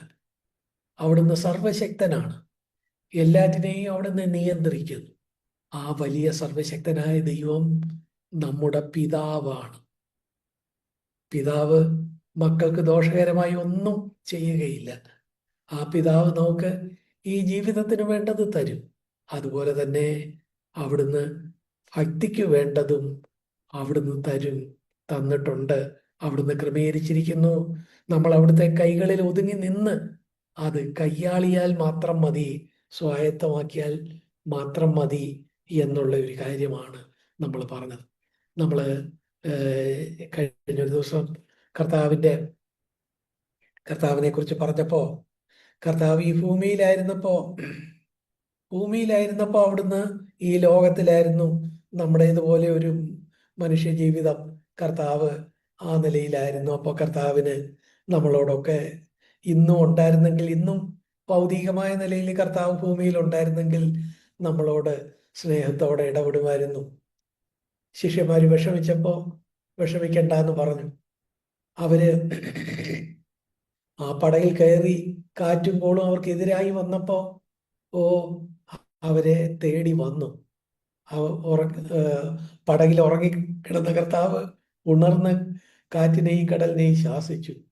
കർത്താവ് നടന്നു വന്ന് ആ വെള്ളത്തിന് മീതെ നടന്നു വന്ന് തൻ്റെ ശിഷ്യന്മാരെ ആ നിലയിൽ സ്വാതന്ത്ര്യപ്പെടുത്തി കാറ്റിനെയും കോളിനെയും ശാസിച്ചു. അപ്പൊ കർത്താവ് ഉണ്ടായിരുന്നെങ്കിൽ, ഇന്നും കർത്താവ് ഭൂമിയിൽ അക്ഷരാർത്ഥത്തിൽ ഉണ്ടായിരുന്നെങ്കിൽ നല്ലതായിരുന്നു എന്നൊക്കെ ഇങ്ങനെ ഇപ്പോഴും നടക്കുന്ന പല കാര്യങ്ങളോടുള്ള ബന്ധത്തിൽ ചില പ്രിയപ്പെട്ടവരിങ്ങനെ അങ്ങോട്ടും ഇങ്ങോട്ടും സംസാരിച്ചപ്പോൾ അതിനോട് ചേർന്ന് അപ്പോൾ ഞാൻ ഓർത്തു, കർത്താവ് ഇന്ന് അക്ഷരാർത്ഥത്തിൽ നമ്മുടെ കൂടെ ഇല്ല. അവിടുന്ന് ഉയർത്തെഴുന്നേറ്റു. പക്ഷെ ഉയർത്തെഴുന്നേറ്റ് കഴിഞ്ഞിട്ടും കർത്താവ് ഭൂമിയിൽ വെച്ച് തൻ്റെ ശിഷ്യന്മാരെ കുറിച്ച് അവരിപ്പോ വിഷമത്തിലായിരിക്കും, അവരൊരുപക്ഷെ കാറ്റും കോളും ഒക്കെ കണ്ട് ആകെ ഭാരപ്പെടുന്നുണ്ടാവും, അവരെ സമാധാനത്തിലേക്ക് കൊണ്ടുവരേണ്ടതായിട്ടുണ്ട് എന്ന് പറഞ്ഞ് ആ ആ ഓളത്തിന്റെ മീതെ നടന്നു വന്നതുപോലെ ഇന്നും കർത്താവിന്റെ സ്വഭാവത്തിന് മാറ്റം വന്നിട്ടില്ല. മരണത്തെ ജയിച്ച് അവിടുന്ന് മൂന്നാം നാൾ ഉയർത്തെഴുന്നേറ്റു, അത് ശരിയാണ്, ഉയർത്തെഴുന്നേറ്റു. പക്ഷെ അവിടത്തേക്ക് എന്ത് വന്നിട്ടില്ല? അവിടത്തേക്ക് മാറ്റം വന്നിട്ടില്ല എന്ന് ചിന്തിപ്പാനിടയായി. നോക്ക്, നമ്മൾ സുവിശേഷങ്ങളിൽ ആ കാര്യം കാണുന്നുണ്ട്. കർത്താവ് എന്തോ ചെയ്തു? കർത്താവ് ഉയർത്തെഴുന്നേറ്റ കർത്താവ് ഉയർത്തതിന് ശേഷം മൂന്ന് മൂന്ന് ചോദ്യങ്ങള് 3 പേരെ കണ്ട് ചോദിക്കുന്ന ഒരു ഭാഗം നമുക്ക് വേണമെങ്കിൽ സുവിശേഷങ്ങളിൽ 3 നിന്ന് നമുക്ക് കാണാനായിട്ട് കഴിയും. മർക്കോസിന്റെ സുവിശേഷം ക്ഷമിക്കണം, യോഹന്നാന്റെ സുവിശേഷം 20-ാം അധ്യായം 15-ാമത്തെ വാക്യം, മഗ്ദലന മറിയയ്ക്കാണ് ഉയർത്തെഴുന്നേറ്റ ശേഷം കർത്താവ് ആദ്യം പ്രത്യക്ഷമായത്. കർത്താവ് അവളോട് ചോദിച്ചത് എന്താ? സ്ത്രീയെ, നീ കരയുന്നതെന്ത്? ഉയർത്തെഴുന്നേറ്റ കർത്താവ് 3 ചോദ്യങ്ങളാണ് ചോദിച്ചത്. 3 ചോദ്യങ്ങൾ 3 പേരോടാണ് ചോദിച്ചത്. 3 പേരോട് ചോദിക്കുമ്പോൾ അവരുടെ വിഷമങ്ങൾ മനസ്സിലാക്കി അത് പരിഹരിക്കാനുള്ള ചോദ്യങ്ങളാണ് ചോദിച്ചത്. ഇതാണ് ഞാൻ പറയാൻ ആഗ്രഹിച്ചത്. ഒന്നെന്ന് പറയുന്നത് എന്താ? യോഹന്നാൻ 20:15 മഗ്ദലന മറിയം അവള് വിഷമിച്ച് നിൽക്കുമ്പോ അവള് കരഞ്ഞുകൊണ്ട് നിൽക്കുമ്പോ കർത്താവ് അവളെ അഭിമുഖീകരിച്ചു. അവളോട് പറഞ്ഞു, സ്ത്രീയെ, നീ കരയുന്നതെന്ത്? ഒരു ചോദ്യമാണ്. നോക്ക്, അന്നത്തെ കാലത്ത് പ്രത്യേകിച്ചും സ്ത്രീയെ ആ നിലയില് ഒരു പുരുഷന് തുല്യമായിട്ട് കരുതാത്ത ഒരു കാലഘട്ടം. എന്നാൽ കർത്താവ് ഒരിക്കലും സ്ത്രീയെ പുരുഷനേക്കാൾ കുറഞ്ഞ് കണ്ടിട്ടില്ല. മനുഷ്യനെ എല്ലാവർക്കും ഓരോ ആത്മാവാണുള്ളത്. ആ നിലയില് പുരുഷനായാലും സ്ത്രീ ആയാലും അവരുടെ കണ്ണുനീര്, ഒറ്റപ്പെട്ട കണ്ണുനീര്, ഒരു സ്ത്രീയുടെ ഒറ്റപ്പെട്ട കണ്ണുനീരിന് ലോകത്ത് എന്ത് വിലയാ ഉള്ളത്? പക്ഷെ കർത്താവ് ആ കണ്ണുനീര് കണ്ടപ്പോ എന്ത് ചെയ്തു? അവിടുന്ന് ഉയർത്തെഴുന്നേറ്റപ്പോ നേരെ എങ്ങോട്ടാ പോകേണ്ടത്?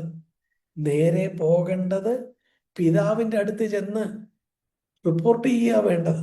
നമ്മൾ ആ കാര്യം യോഹന്നാന്റെ സുവിശേഷം 20-ാം അധ്യായം 15-ാം വാക്യത്തിലാണ് നമ്മൾ സ്ത്രീയെ, നീ കരയുന്നത് എന്ത് എന്ന് കർത്താവ് മഗ്ദലന മറിയത്തോട് ചോദിക്കുന്നത് നമ്മൾ കാണുന്നത്. എന്നാൽ ഈ യോഹന്നാൻ 20-ന്റെ 15, 16, 17 വാക്യങ്ങളെ ചേർത്ത് വായിച്ചു നോക്കുക. പ്രത്യേകിച്ചും 17-ാമത്തെ വാക്യം കർത്താവ് പറയുന്നു, എന്നെ തൊടരുത്, ഞാൻ ഇതുവരെ പിതാവിന്റെ അടുത്ത് കരേറി പോയിട്ടില്ല. നോക്കുക, മരണത്തെ ജയിച്ച് ഉടനെ കർത്താവ് എന്താ വേണ്ടത്? നേരെ പിതാവിന്റെ അടുത്ത് ചെന്ന് അത് റിപ്പോർട്ട് ചെയ്തിട്ട് വേണമായിരുന്നു ഭൂമിയിലേക്ക് ഇറങ്ങി വന്ന് ആ നിലയില് ഒടുവില് ആ നിലയിൽ സ്വർഗാരോഹണം ചെയ്യുന്നവരെയുള്ള കാലം ഇവിടെ ഭൂമിയിലായിരിക്കാം. ഞാൻ അതിനെക്കുറിച്ച് ഒരു ദൈവഭൃത്യൻ പറഞ്ഞിട്ടുള്ള ഒരു ഭാവന ഇങ്ങനെ വായിച്ചത് ഞാൻ ഓർക്കുന്നു. കർത്താവ് മരണത്തെ ജയിച്ച് ഉയർത്തെഴുന്നേറ്റു. ഉയർത്തെഴുന്നേറ്റിൽ എന്താ വേണ്ടത്? നേരെ സ്വർഗത്തിലേക്ക് പോയി പിതാവിൻ്റെ അടുത്ത് അത് റിപ്പോർട്ട് ചെയ്യണം. റിപ്പോർട്ട് ചെയ്തിട്ട് മടങ്ങി വന്ന് ശിഷ്യന്മാരെയോ സ്ത്രീകളെയോ അല്ലെങ്കിൽ ആവശ്യക്കാരെയൊക്കെ അവർക്കൊക്കെ ദർശനം കൊടുക്കുകയോ അവരെയൊക്കെ സ്വാന്തനിപ്പിക്കുകയോ അവരുടെ വിഷമങ്ങളിൽ അവരെ ചേർത്ത് പിടിക്കുകയോ ഒക്കെ ചെയ്യാം. കർത്താവ് അതിനുവേണ്ടി മരണത്തെ ജയിച്ച് ഉയർത്തെഴുന്നേറ്റ് നേരെ പിതാവിൻ്റെ അടുത്തോട്ട് പോവുകയായിരുന്നു. ഇദ്ദേഹത്തിന്റെ ഭാവന ഇങ്ങനെയാണ്: പോകുന്ന വഴിക്ക് താൻ എന്ത് കണ്ടു? ഒരു ശബരിയക്കാരി, ക്ഷമിക്കണം, മഗ്ദലന മറിയ, ശബരിയക്കാരിയല്ല, മഗ്ദലന മറിയ, അവളെന്ത് ചെയ്യുന്നു? അവൾ കരഞ്ഞുകൊണ്ട് നിൽക്കുന്നു. കർത്താവ് എന്ത് ചെയ്യുന്നു? നേരെ പിതാവിൻ്റെ അടുത്തോട്ട് നേരെ പോയി റിപ്പോർട്ട് ചെയ്യാതെ മറിയയുടെ അടുത്ത് അവളോട് ചോദിക്കുന്നു, സ്ത്രീയെ നീ കരയുന്നത് എന്ത് എന്ന് പറഞ്ഞ് താൻ ഉയർത്തെഴുന്നേറ്റു എന്ന് അവൾക്ക് മനസ്സിലാക്കി കൊടുത്ത് അവളെ ആശ്വസിപ്പിക്കുന്നു. തുടർന്ന് കർത്താവ് പറയുന്നു, ഞാൻ പിതാവിൻ്റെ അടുത്ത് ഇതേവരെ കരേറി പോയിട്ടില്ല, പിന്നീടാണ് കരേറി പോകുന്നത്.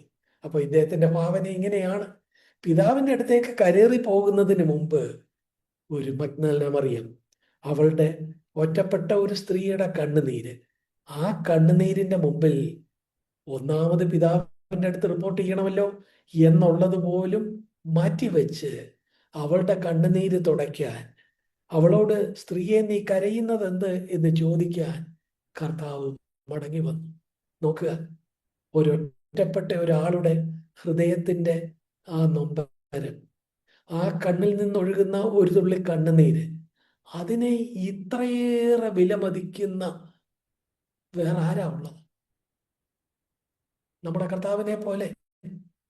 പ്രിയ സഹോദര, പ്രിയ സഹോദരി, നിന്റെ ആരും കാണാത്ത, നിന്റെ ജീവിത പങ്കാളി പോലും ഒരുപക്ഷെ കാണാത്ത രാത്രിയിലുള്ള ഒറ്റപ്പെട്ട നിന്റെ കണ്ണിൽ നിന്ന് ഒലിച്ചിറങ്ങുന്ന ഒരു കണ്ണുനീർത്തുള്ളി, ആ കണ്ണുനീർത്തുള്ളിയുടെ മുമ്പിൽ മറ്റ് അത്യാവശ്യ കാര്യങ്ങൾക്ക് വേണ്ടി പോകുന്ന കർത്താവ് ഒരു നിമിഷം നിന്നു, വരുന്നു, നിന്നെ ആശ്വസിപ്പിക്കുന്നു, നിന്റെ ആ കണ്ണുനീർ തുടച്ചു തരുന്നു.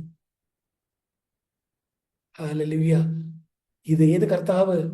ഈ ഭൂമിയിൽ ജീവിച്ച കർത്താവല്ല, മരിച്ചു ഉയർത്ത് ഇന്നും സ്വർഗത്തിൽ ജീവിക്കുന്ന, അല്ലെങ്കിൽ ഇന്നും നമ്മൾ വിളിച്ചപേക്ഷിക്കുന്ന നമ്മുടെ കർത്താവിൻ്റെ സ്വഭാവം അങ്ങനെ തന്നെയാണ്. അല്ലാതെ കണ്ണുനീരിനെ അവഗണിച്ചു പോകുന്ന ഒരു രീതിയല്ല ഉയർത്തെഴുന്നേറ്റ കർത്താവിനുള്ളത്. ആ ലോകത്ത് വെച്ച് ഒരു സ്ത്രീയുടെ കണ്ണുനീര് കണ്ട് അവളെ ആശ്വസിപ്പിക്കുന്നത് പോലെ, ഒരു രക്തസ്രവക്കാരി സ്ത്രീയെ കണ്ടിട്ട് അവൾക്ക് ആശ്വാസം നൽകുന്നത് പോലെ, അതുപോലെ ഓരോരുത്തരുടെ ഒറ്റപ്പെട്ട ആവശ്യങ്ങളുടെ മുമ്പാകെ കരുണയോടെ പെരുമാറിയത് കർത്താവ് തന്നെയാണ്. ഉയർത്തെഴുന്നേറ്റ ശേഷവും കർത്താവിൻ്റെ സ്വഭാവത്തിന് മാറ്റം വന്നിട്ടില്ല. അതാണ് യോഹന്നാന്റെ സുവിശേഷം 20-ാം അധ്യായം 15 മുതൽ 17 വരെയുള്ള വാക്യങ്ങൾ നിങ്ങൾ ശ്രദ്ധയോടെ വായിക്കുക. കർത്താവിൻ്റെ സ്വഭാവത്തിന് മാറ്റം വന്നിട്ടില്ല. എന്താ കർത്താവിനെ പിടിച്ചു നിർത്തിയത്? തന്നെ സ്നേഹിക്കുന്ന ഒരു സ്ത്രീയുടെ ഒരു ഒറ്റപ്പെട്ട ഒരു ഗൽഗതം, ഒരു കണ്ണുനീർത്തുള്ളി, അവളുടെ ഒരു വിഷമം, അതിൻ്റെ മുമ്പിൽ പിതാവിനോടെ അടുത്ത് പോകുന്നത് മാറ്റിവെച്ച് അവളെ ആശ്വസിപ്പിക്കുന്നതിന് 1-ാം സ്ഥാനം അന്ന് നൽകിയെങ്കിൽ, സഹോദരി, സഹോദര, ഇന്നും നിന്റെ അടുത്തേക്ക് അവിടുത്തെ കടന്നു വരും. ഹല്ലേലൂയ! അവിടത്തേക്ക് സ്വഭാവത്തിന് മാറ്റം വന്നിട്ടില്ല. അപ്പോൾ അതാണ് കർത്താവ് ആദ്യം ചോദിച്ച ഒരു ചോദ്യം: സ്ത്രീയെ നീ കരയുന്നത് എന്ത് എന്ന് ചോദിച്ചത്. രണ്ടാമത് നമ്മൾ കാണുന്നത് ലൂക്കോസിന്റെ സുവിശേഷം 24-ന്റെ 17-ാമത്തെ വാക്യമാണ്. അവിടെ എന്താ? രണ്ടുപേരും എമ്മൗസിലേക്ക് പോവുകയാണ്. എമ്മൗസിലേക്ക് പോകുമ്പോൾ കർത്താവ് അവരോട് കൂടെ നടന്ന് അവരോട് ചോദിക്കുന്നു, നിങ്ങൾ ഈ വാദിക്കുന്ന കാര്യം എന്ത്? അവരുടെ മുഖം വാടിയിരുന്നു, നമുക്കറിയാം, ഞാനത് വിശദീകരിക്കുന്നില്ല. എമ്മൗസിലേക്ക് പോയ രണ്ട് ശിഷ്യന്മാർ, ചില വേദപണ്ഡിതന്മാർ പറയുന്നത് അത് കർത്താവിനെ പിൻപറ്റിയിരുന്ന ഒരു ഭാര്യയും ഭർത്താവുമാണ്. അവര് ഒന്നിച്ച് ഒരു വീട്ടിലേക്ക് ചെന്നു, തങ്ങളുടെ കൂടെ നടന്ന കർത്താവിനെ എമ്മൗസിൽ ചെന്നപ്പോൾ അവരുടെ വീട്ടിലേക്ക് ക്ഷണിച്ചു എന്നതും ഒക്കെ ആയിട്ട് ചേർത്ത് വായിച്ചുകൊണ്ട് ചില വേദപണ്ഡിതന്മാർ പറയുന്നത് അതൊരു ഭാര്യയും ഭർത്താവുമായിരുന്നു എന്നാണ്. എന്തായാലും അവര് ആ നിലയില് രണ്ടുപേരും നടന്ന് നടന്ന് നടന്ന് വാടിയ മുഖത്തോടെ കർത്താവ് കൊല്ലപ്പെട്ടു, ഉയർത്തെഴുന്നേറ്റു എന്ന് ചിലർ പറയുന്നു. അത് ശരിയാണോ നമുക്കറിഞ്ഞുകൂടാ. കർത്താവ് ഉയർത്തെഴുന്നേറ്റെങ്കിൽ നന്നായിരുന്നു എന്നെല്ലാം പറഞ്ഞു. പക്ഷെ അത് നടക്കുമോ അങ്ങനെ ഇത്രയും നാളിന് ശേഷം എന്നെല്ലാം പറഞ്ഞ് അവരിങ്ങനെ തർക്കിച്ചും വാദിച്ചും സംശയിച്ചും മുഖം വാടിയും നടക്കുമ്പോൾ ഇതാ അവരോട് ചേർന്ന് നടക്കുന്ന ഒരു കർത്താവ്. ആ കർത്താവ് ചോദിക്കുന്നത് എന്താ? നിങ്ങൾ എന്താ നിങ്ങളുടെ മുഖം വാടിയിരിക്കുന്നത്? അല്ലെങ്കിൽ നിങ്ങൾ എന്തിനാണ് അന്യോന്യം വാദിക്കുന്നത്? കണ്ടോ, അതും അവരുടെ ഹൃദയത്തിലേക്ക് കടക്കുന്ന ഒരു ചോദ്യമാണ്. നേരത്തെ ചോദിച്ച സ്ത്രീയെ നീ കരയുന്നത് എന്ത് എന്ന ചോദ്യം ആ ആ മഗ്ദലന മറിയത്തിന്റെ ഹൃദയത്തിലേക്ക് ഒരു ആശ്വാസമായി കടന്നു വരുന്ന ചോദ്യമാണെങ്കിൽ, ഇവിടെ ഇതാ ഈ എമ്മൗസിലേക്ക് പോയ ശിഷ്യന്മാർ അവരോട് കർത്താവ് ചോദിക്കുന്നു. തുടർന്ന് നമുക്കറിയാം, ഞാൻ ആ ഭാഗം വിശദീകരിക്കുന്നില്ല. കർത്താവ് അവരെ സ്വാതന്ത്ര്യപ്പെടുത്തുന്നു, താൻ തന്നെയാണ് എന്ന് തെളിയിച്ചു കൊടുക്കുന്നു. അവരുടെ വീട്ടിൽ ചെന്ന് അപ്പം എടുക്കുന്ന ആ സന്ദർഭത്തിൽ താനാണെന്ന് തെളിയിക്കുന്നു. അവര് ഉടനെ തന്നെ വർദ്ധിച്ച വീര്യത്തോടെ വലിയ ഉത്സാഹത്തോടെ അവർ തിരിച്ച് യെരുശലേമിലേക്ക് കടന്നു പോകുന്നതൊക്കെ നമ്മൾ അവിടെ വായിക്കുന്നുണ്ട്. അതാണ് രണ്ടാമത് ഉള്ള ചോദ്യം, ഉയർത്തെഴുന്നേറ്റ കർത്താവിന്റെ രണ്ടാമത്തെ ചോദ്യം. ഒന്നാമത്തെ ചോദ്യം, സ്ത്രീയെ നീ കരയുന്നതെന്ത്? രണ്ടാമതൊരു ചോദ്യം, നിങ്ങൾ വാദിക്കുന്ന കാര്യമെന്ത്? മൂന്നാമതൊരു കാര്യം, ലൂക്കോസിന്റെ സുവിശേഷം 24:38 വാക്യമാണ്. ലൂക്കോസിന്റെ സുവിശേഷം 24:38 വാക്യം. അവിടെ എന്താ? അവിടെ ഇതാ 11 പേർക്ക് കർത്താവ് തന്നെ തന്നെ വെളിപ്പെടുത്തുന്നു. ലൂക്കോസിന്റെ സുവിശേഷം 24 അതിന്റെ 38 വാക്യം. അവിടെ ഈ 11 കർത്താവ് തന്നെ തന്നെത്താൻ വെളിപ്പെടുത്തുന്ന ആ രംഗത്ത് കർത്താവ് അവരോട് ചോദിക്കുകയാണ്, നിങ്ങൾ കലങ്ങുന്നതെന്ത്? നിങ്ങളുടെ ഹൃദയത്തിൽ സംശയം പൊങ്ങുന്നതുമെന്ത്? നോക്കുക, അതും ഒരു ചോദ്യമാണ്. നിങ്ങൾ എന്തിനാ കലങ്ങുന്നത്? പ്രിയപ്പെട്ടവരെ, നമ്മൾ 3 ചോദ്യങ്ങളാ ചോദിച്ചത്. കർത്താവിന്റെ ഉയർത്തെഴുന്നേറ്റ കർത്താവിന്റെ 3 ചോദ്യങ്ങൾ. ആ 3 ചോദ്യങ്ങളും നമുക്ക് നമ്മളോടുള്ള നിലയിൽ എടുക്കാമോ? ഒന്ന്, നീ എന്തിനാ കരയുന്നത്? ശരിയല്ലേ, നമ്മൾ എന്തിനാ കരയുന്നത്? നമ്മുടെ ജീവനും ഭക്തിക്കും വേണ്ടതെല്ലാം അവിടുന്ന് ചെയ്തു തരും എന്ന വാഗ്ദാനമാണ്. ആ ദിവ്യശക്തി നമ്മുടെ ഭക്തിക്കും ജീവനും വേണ്ടതെല്ലാം നമുക്ക് ദാനം ചെയ്തിരിക്കുന്നു. വീഴാതെ വണ്ണം നിങ്ങളെ അവിടുത്തെ മഹിമാസന്നിധിയിൽ കളങ്കമില്ലാതെ തേജസ്സോടെ നിർത്താൻ കഴിയുന്നവനാണ് അവൻ. പിന്നെ എന്തിനാ കരയുന്നത്? സ്ത്രീയെ നീ കരയുന്നത് എന്തിന്? എന്തിനാ നിങ്ങളുടെ മുഖം വാടുന്നത്? എന്തിനാണ് മുഖം വാടുന്നത്? എന്തിനാണ് നിങ്ങൾ തർക്കിക്കുന്നത്? എന്തിനാണ് നിങ്ങൾ വാദിക്കുന്നത്? എന്തിനാണ് വിഷമിക്കുന്നത്? ഒടുവിലായ ചോദ്യം, എന്തിനാണ് നിങ്ങൾ കലങ്ങുന്നത്? എന്തിനാണ് കലങ്ങുന്നത്? പ്രിയപ്പെട്ടവരെ, ഉയർത്തെഴുന്നേറ്റ കർത്താവിന്റെ സ്വഭാവത്തിനും ഈ ഭൂമിയിലുള്ള കർത്താവിന്റെ സ്വഭാവത്തിൽ നിന്ന് മാറ്റം വന്നിട്ടില്ല. ഹല്ലേലൂയ. നമ്മുടെ വ്യക്തിപരമായ ഈ ഒരു വ്യക്തിക്ക് ഈ ലോകത്ത് എന്താ സ്ഥാനമുള്ളത്? ഒരു വ്യക്തിയുടെ ഒറ്റപ്പെട്ട കണ്ണുനീരിന് എന്ത് സ്ഥാനമാണുള്ളത്? പക്ഷേ കർത്താവ് അങ്ങനെ ഒരു ഒറ്റപ്പെട്ട വ്യക്തിയെ, അവിടുന്ന് സ്നേഹിക്കുന്ന ഒരു വ്യക്തിയെ തള്ളിക്കളഞ്ഞു പോകുന്നവനല്ല. ഹല്ലേലൂയ. ആ കർത്താവിന്റെ സ്വഭാവം ഇന്നും അങ്ങനെ തന്നെയാണ്. ഞാനും നീയും നമ്മുടെ കിടക്കയിൽ കിടന്ന് നിലവിളിക്കുമ്പോൾ, നമ്മുടെ ബാത്റൂമിലെ വാതിലൊക്കെ അടച്ച് നമ്മുടെ കരച്ചിലിന്റെ ശബ്ദം ആരും കേൾക്കാതിരിക്കാൻ ആ വെള്ളം ഒഴിക്കുന്നതും ഒക്കെ വളരെ സ്പീഡിലിട്ട് ആ കാര്യങ്ങൾ ചെയ്തുകൊണ്ടിരിക്കുമ്പോൾ തന്നെ നമ്മുടെ ഹൃദയത്തിൽ ഒരു കരച്ചിലുണ്ടെങ്കിൽ മറ്റാരും ആ കരച്ചിൽ കേൾക്കുന്നില്ല. പക്ഷെ ഒരുവൻ അത് കേൾക്കുന്നുണ്ട്. അവിടുന്ന് നമ്മളോട് ചോദിക്കുന്നുണ്ട്, നീ മോളെ എന്തിനാ കരയുന്നത്? മോനെ, എന്താ നിന്റെ മുഖം വാടിയിരിക്കുന്നത്? നിങ്ങൾ എന്തിനാണ് കലക്കുന്നത്? പ്രിയപ്പെട്ടവരെ, ഈ വലിയവനായ കർത്താവിനെ പിൻപറ്റാൻ കഴിഞ്ഞത് എത്ര വലിയൊരു കാര്യമാണ്. ഹല്ലേലൂയ. ഞാൻ ഞാൻ വളരെ വേഗത്തിൽ ബൈബിളിൽ നിന്ന് ചില വാക്യങ്ങൾ നമ്മുടെ ധൈര്യത്തിനായിട്ട് ഞാൻ പറയാനായിട്ട് ആഗ്രഹിക്കുന്നു. ദയവായിട്ട് ആ വാക്യങ്ങൾ നിങ്ങൾ നോട്ട് ചെയ്യുകയോ വാക്യങ്ങൾ നോക്കുകയോ വേണേ. ഈ ഇന്നത്തെ നമ്മുടെ ലോകം കടന്നു പോകുന്ന വിഷമം പിടിച്ച സാഹചര്യത്തിൽ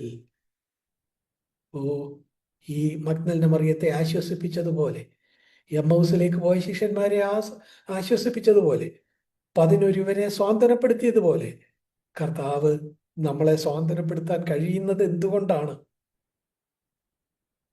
അവിടുന്ന് നമുക്ക് സങ്കല്പിക്കാനാകുന്ന എല്ലാ തരത്തിലുള്ള സ്നേഹബന്ധത്തിൻ്റെയും പൂർണ്ണത ഈ കർത്താവിലുണ്ട് എന്നുള്ളതാണ്. എന്ന് വെച്ചാൽ നമുക്കൊരു മനുഷ്യരെന്നുള്ള നിലയിൽ നമുക്ക് സങ്കല്പിക്കാൻ കഴിയുന്ന സ്നേഹബന്ധങ്ങളൊക്കെ എന്തൊക്കെയാണ്?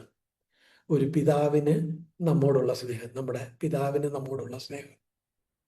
ഓർക്കുന്നില്ലേ, നമ്മൾ ചെറുപ്പത്തിൽ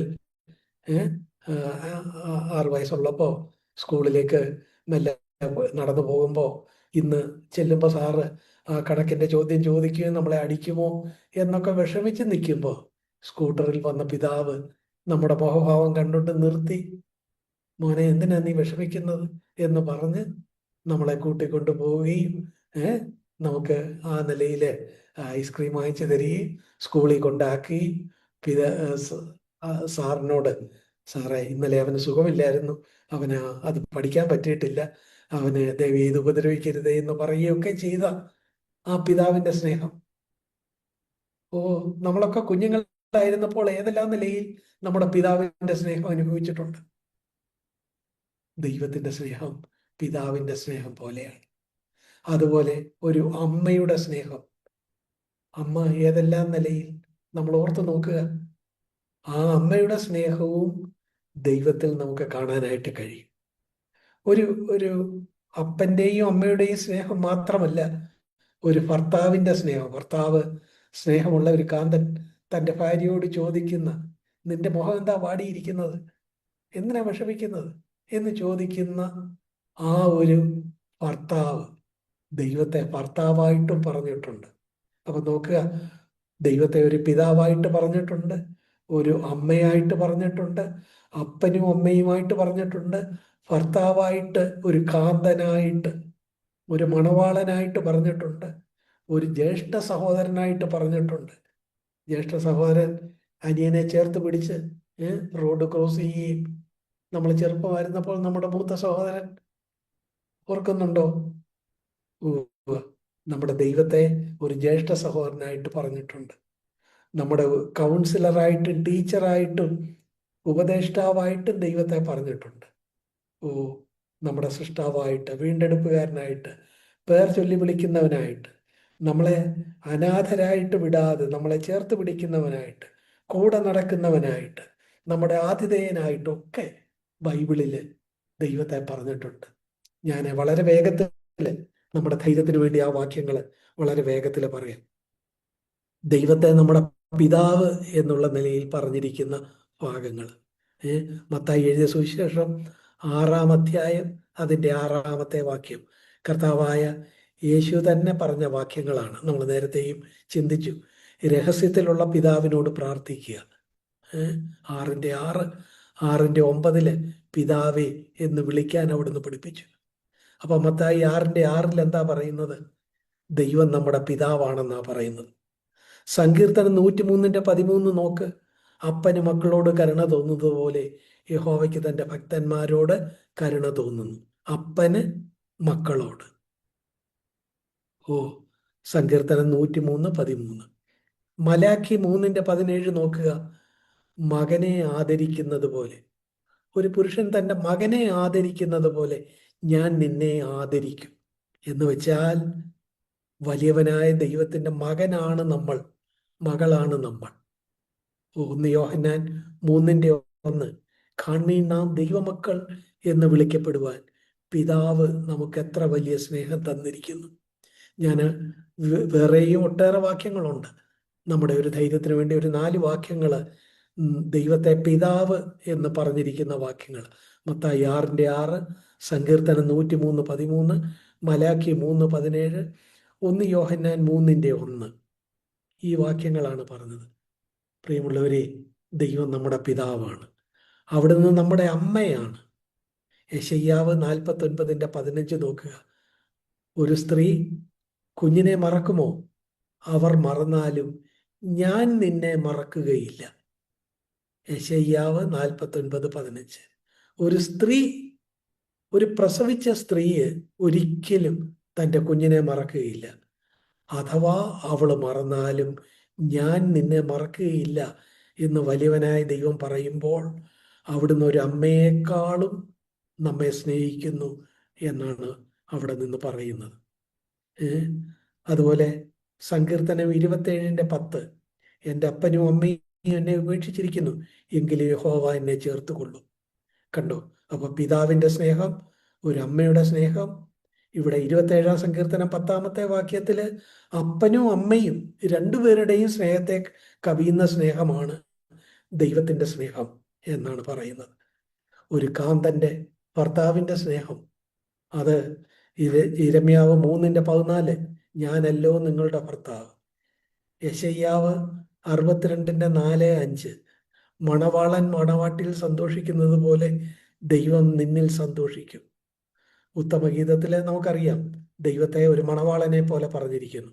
വെളിപ്പാടില് നമുക്കറിയാം ദൈവം ഒരു മണവാളനോട് ആ നിലയിൽ പരിചയപ്പെടുത്തുന്നു.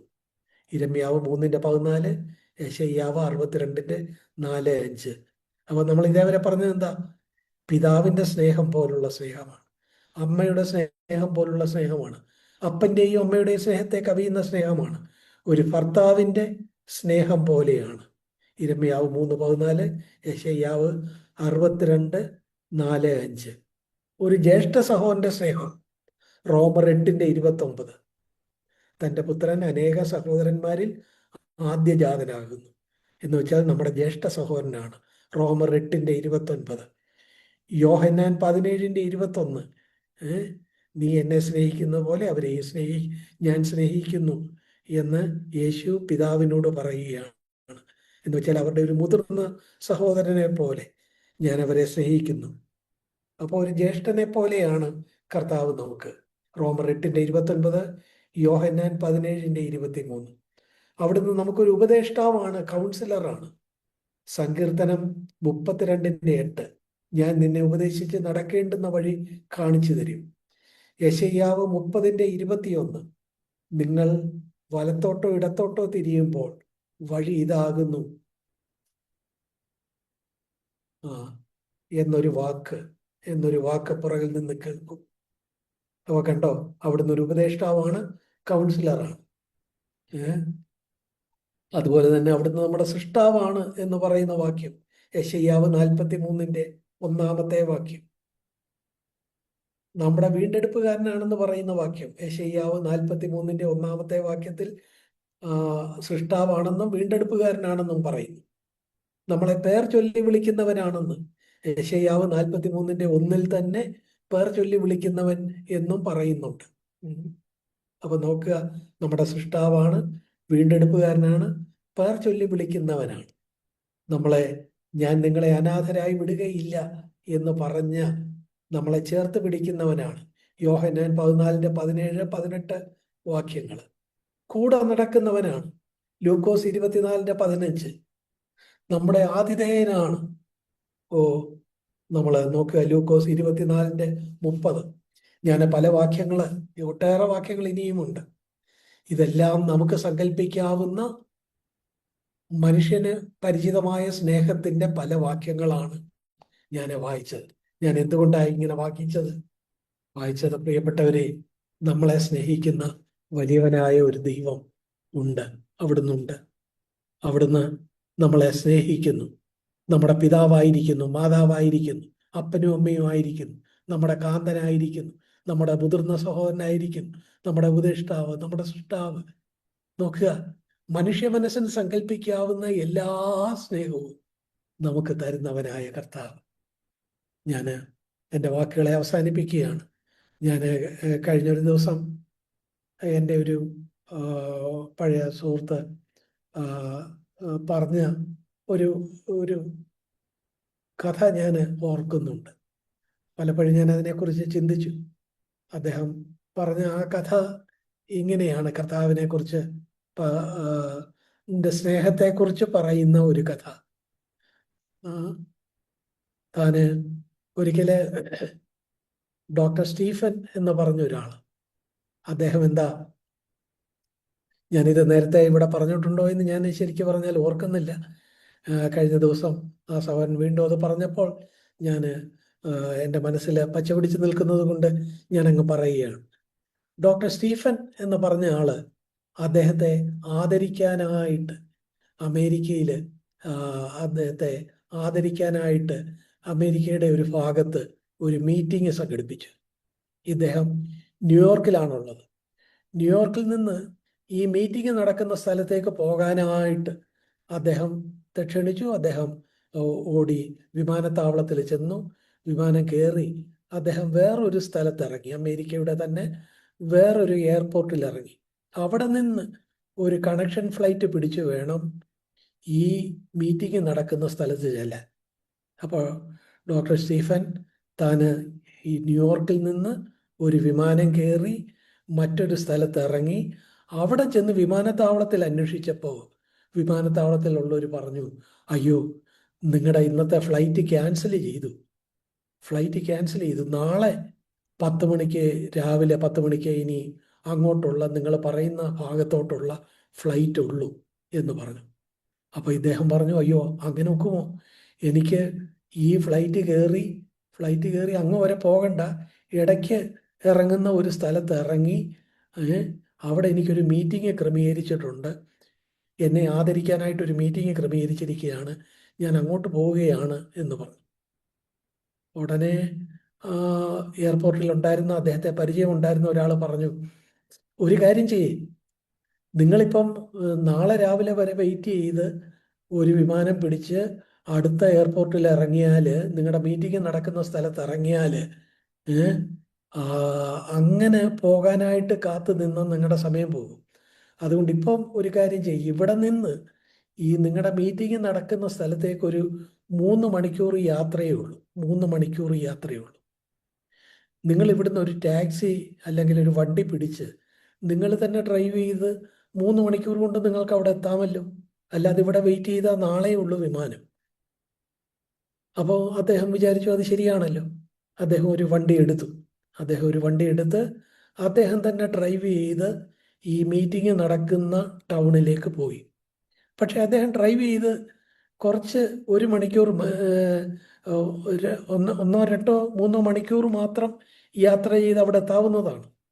എന്നാൽ അത്രയും ദൂരം യാത്ര ചെയ്ത് പോകുന്നതിനിടയിൽ പെട്ടെന്ന് 1 മണിക്കൂർ കഷ്ടിച്ച് അദ്ദേഹം ഡ്രൈവ് ചെയ്തപ്പോഴേക്കും ആകാശം ഇരുണ്ടു, കാർമേഘാവൃതമായി, മഴ പെയ്യുന്ന മട്ടായി, മഞ്ഞ് വീഴാൻ തുടങ്ങി. അദ്ദേഹം ഓടിച്ചു പോകുമ്പോൾ അദ്ദേഹത്തിന് വഴി തെറ്റി. അദ്ദേഹം വലത്തോട്ട് പോകുന്ന വഴിക്ക് വലത്തോട്ട് അദ്ദേഹത്തിൻ്റെ മീറ്റിംഗ് നടക്കുന്ന ആ ടൗണിലേക്ക് തിരിയേണ്ടതിന് പകരം അദ്ദേഹം നേരെ അങ്ങ് ഓടിച്ചു പോയി. കുറച്ച് കഴിഞ്ഞപ്പോൾ അദ്ദേഹത്തിന് മനസ്സിലായി വഴി തെറ്റി, ഇരുട്ടുമായി, പെട്ടെന്ന് മഴ പെയ്യുന്ന പോലെ, അതുപോലെ മഞ്ഞ് വീഴാൻ തുടങ്ങുന്നു. അദ്ദേഹം ആകെ വിഷമിച്ചു. എന്താ ചെയ്യേണ്ട, വഴിയും അറിഞ്ഞുകൂടാ. ഏതായാലും വഴി തെറ്റിയെന്ന് മനസ്സിലായി. ഇത് അപരിചിതമായ ഒരു സ്ഥലത്തെത്തിയിരിക്കുന്നു. അദ്ദേഹം നോക്കിയപ്പോൾ ഒരു വീട് കണ്ടു, ഒറ്റപ്പെട്ട ഒരു വീട് കണ്ടപ്പോൾ അദ്ദേഹം അവിടെ വണ്ടി നിർത്തി ആ വീട്ടുകാരോട് ചോദിക്കാമെന്ന് വെച്ച് ഓടി ചെന്ന് ആ വാതിലെ മുട്ടിയപ്പം ഒരു പ്രായമായ അമ്മച്ചി വാതിൽ തുറന്നു. അദ്ദേഹത്തെ ഉള്ളിലേക്ക് സ്വീകരിച്ചു. അപ്പോൾ ഈ ഡോക്ടർ ചോദിച്ചു, അമ്മച്ചി, എനിക്ക് ഇന്ന ടൗണിലാണ് പോകേണ്ടത്, അവിടോട്ട് പോകുന്ന വഴിക്ക് എനിക്ക് വഴി തെറ്റി, ഇവിടുന്ന് എത്ര ദൂരമുണ്ട്, ഇതിലെയാണ് തിരിയേണ്ടത്, വല്ലതും അമ്മച്ചിക്ക് അറിയാമോ? അമ്മച്ചി പറഞ്ഞു, എൻ്റെ മോനെ എനിക്ക് പറഞ്ഞു തരാനൊന്നും അറിഞ്ഞുകൂടാ, ഞാൻ ഇത്രയും പ്രായമായി, എനിക്ക് അറിഞ്ഞുകൂടാ. നീ ഏതായാലും വന്നല്ലോ, ഇരിക്കെ, ഞാൻ നിനക്ക് ചൂട് ചായ തരാം എന്ന് പറഞ്ഞ് ഈ പ്രായമായ അമ്മച്ചി ഈ ഡോക്ടറെ അവിടെ മുൻപിലെ കസേരയിലെ തൻ്റെ മുറിയിലെ ആ, ആ, ഒരു മുറി മാത്രമുള്ള, അടുക്കളയും മാത്രമുള്ള ഒരു ചെറിയ വീടാണ്. ആ വീട്ടിൽ ഇരുത്തി ഈ അമ്മ ആ, നല്ല ചൂട് ചായ ഉണ്ടാക്കി കൊണ്ടുവന്ന് കൊടുത്തു, ബിസ്ക്കറ്റും കൊടുത്തു. അത് കൊടുത്തപ്പോൾ ഈ ഡോക്ടർ ആ വീട് നോക്കിയപ്പോൾ ഈ അമ്മച്ചി തന്നെ ഉള്ളൂ എന്ന് തോന്നി. അപ്പോഴുണ്ട് ചായ കൊടുത്തേച്ച അമ്മച്ചി ഓടി ചെന്ന് ഒരു ചെറിയ തൊട്ടില്, ആ തൊട്ടിലെ പിടിച്ചുകൊണ്ട് പ്രാർത്ഥിക്കുന്നു. വേറെ ആരുമില്ല, ഈ അമ്മ മാത്രമേ ഉള്ളൂ. ഈ തൊട്ടിലെ പിടിച്ചുകൊണ്ട് പ്രാർത്ഥിക്കുന്നു. കുറച്ചു നേരം പ്രാർത്ഥിച്ചേച്ച് കരഞ്ഞുകൊണ്ട് വന്ന് അടുക്കളയിൽ ചെന്ന് പിന്നെ ചൂട് ചായ പകർന്ന് ഈ ഡോക്ടർക്ക് കൊണ്ട് കൊടുക്കുന്നു. അപ്പോൾ പിന്നെയും ചെന്ന് ആ തൊട്ടിലെ പിടിച്ച് പ്രാർത്ഥിക്കുന്നു. അപ്പോൾ ഈ ഡോക്ടർ വിചാരിച്ചു അമ്മച്ചിക്ക് എന്തോ സാമ്പത്തികമായ ആവശ്യമുണ്ട്, സാമ്പത്തിക ആവശ്യമുണ്ട്. തൊട്ടിലിൽ കിടക്കുന്നത് അമ്മച്ചിയുടെ കൊച്ചുമോനോ വല്ലോ ആയിരിക്കും. അങ്ങനെ വല്ലോ ഉള്ള, കുഞ്ഞിന് പാല് വാങ്ങിക്കാനോ ഒന്നും ഇല്ലാത്തതുകൊണ്ട് അമ്മച്ചി ചെന്ന് പ്രാർത്ഥിക്കുകയോ മറ്റോ ആണ്. ഏതായാലും എനിക്ക് ചൂട് ചായയൊക്കെ തന്നല്ലോ, ഞാൻ ഇനിയിപ്പം ഉടനെ തന്നെ ഇവിടുന്ന് ഇറങ്ങാം. ഇറങ്ങി വേറെ ആരോടെങ്കിലും വഴി ചോദിച്ച് ആ മീറ്റിംഗ് സ്ഥലത്തേക്ക് 2 മണിക്കൂർ കൊണ്ട് ഓടിച്ചെത്താനായിട്ട് കഴിയും. ഇല്ലെങ്കിൽ അല്പം താമസിച്ചാലും അവർ സാരമാക്കുകയില്ല, അവരത് തന്നോളും. ഏതായാലും ഈ അമ്മച്ചിക്ക് പോകുന്നതിന് മുമ്പ് അവർ ഇത്രയും കാര്യമായിട്ട് എന്നെ സ്വീകരിച്ചല്ലോ, എൻ്റെ കയ്യിലുള്ള കുറച്ച് പൈസ അവർക്ക് കൊടുക്കണം എന്നൊക്കെ ഈ ഡോക്ടർ തീരുമാനിച്ചു. അദ്ദേഹം തീരുമാനിച്ച് അവസാനം ഈ അമ്മച്ചിയെ വിളിച്ചു. അമ്മച്ചി, ഞാൻ പോവുക. എന്താ പറ്റി? അമ്മച്ചിയുടെ കുഞ്ഞിന് കുഞ്ഞിന് പാല് വാങ്ങിക്കാൻ കാശ് വേണ്ട, ഞാൻ കുറച്ച് പൈസ തരാം എന്ന് പറഞ്ഞ് താനെ പേഴ്സ് എടുത്തു. അപ്പോൾ അമ്മച്ചി പറഞ്ഞു, അയ്യോ, പൈസയൊന്നും വേണ്ട, പൈസയൊന്നും വേണ്ട. കുഞ്ഞിന് പാല് വാങ്ങിക്കാത്തോണ്ടല്ല, കുഞ്ഞിന് സുഖമില്ല, കുഞ്ഞിന് സുഖമില്ല. കുഞ്ഞിന് അപ്പം ഡോക്ടർ ചോദിച്ചു, എന്താ എന്താ? എൻ്റെ കുഞ്ഞിന് സുഖമില്ല, ഞാൻ അവന് വേണ്ടി പ്രാർത്ഥിക്കുകയായിരുന്നു. ഈ കുഞ്ഞിന് ഒരു പ്രത്യേകതരം ക്യാൻസർ എന്നാണ് ഡോക്ടർമാർ പറഞ്ഞത്. ക്യാൻസർ ആണെന്ന് ചിലർ പറഞ്ഞു. അപ്പോൾ ഞാൻ മനസ്സിലാക്കിയത് അവിടെ ഈ കുഞ്ഞിൻ്റെ ഈ ക്യാൻസറിന് മരുന്ന് ഒന്നും ഇല്ല. എന്നാൽ ഇപ്പോൾ ഒരു ഡോക്ടർ ഈ കുഞ്ഞിൻ്റെ ക്യാൻസറിനുള്ള മരുന്ന് കണ്ടുപിടിച്ചു എന്നൊക്കെ വായിക്കാനിടയായി. പക്ഷെ ആ ഡോക്ടർ എവിടാ, എന്തുവന്നുമില്ലോ എനിക്കറിയാമോ? അദ്ദേഹം ന്യൂയോർക്കിലോ മറ്റോ ആണത്രേ, എനിക്കറിഞ്ഞുകൂടാ. സ്റ്റീഫൻ എന്നോ മറ്റോ ആണ് ആ ഡോക്ടറുടെ പേര്. എനിക്ക് അവിടെ കൊണ്ടുപോകാനും ഒന്നും അറിഞ്ഞുകൂടാ. അതുകൊണ്ട് ഞാൻ ഈ കുഞ്ഞിന് വേണ്ടി പ്രാർത്ഥിച്ചുകൊണ്ടിരിക്കുകയായിരുന്നു. അപ്പോഴാ മോൻ കയറി വന്നത്.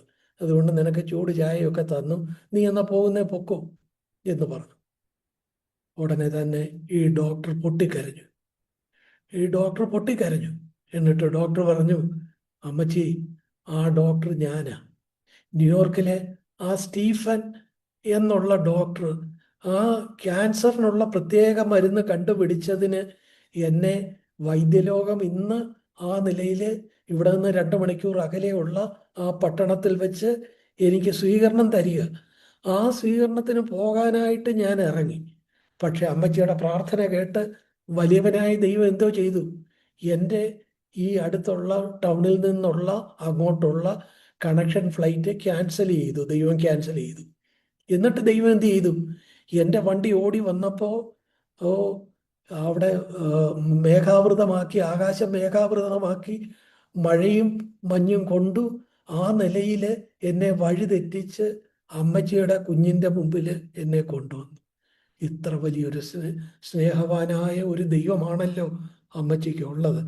അമ്മച്ചി പേടിക്കണ്ട, ദൈവം എന്നെ ഇവിടെ കൊണ്ടുവന്നപ്പോൾ ഞാനിനി ഈ കുഞ്ഞിനെ ഉപേക്ഷിക്കുകയില്ല.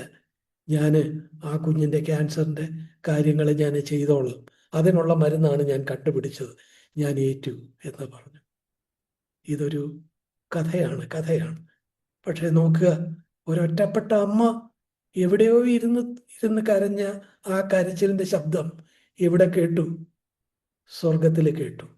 ഒരു ഡോക്ടറെ വിമാനത്തെ ദൈവം തന്നെ ക്യാൻസൽ ചെയ്തു. എന്നിട്ട് അദ്ദേഹത്തെ വഴിതെറ്റിച്ചു.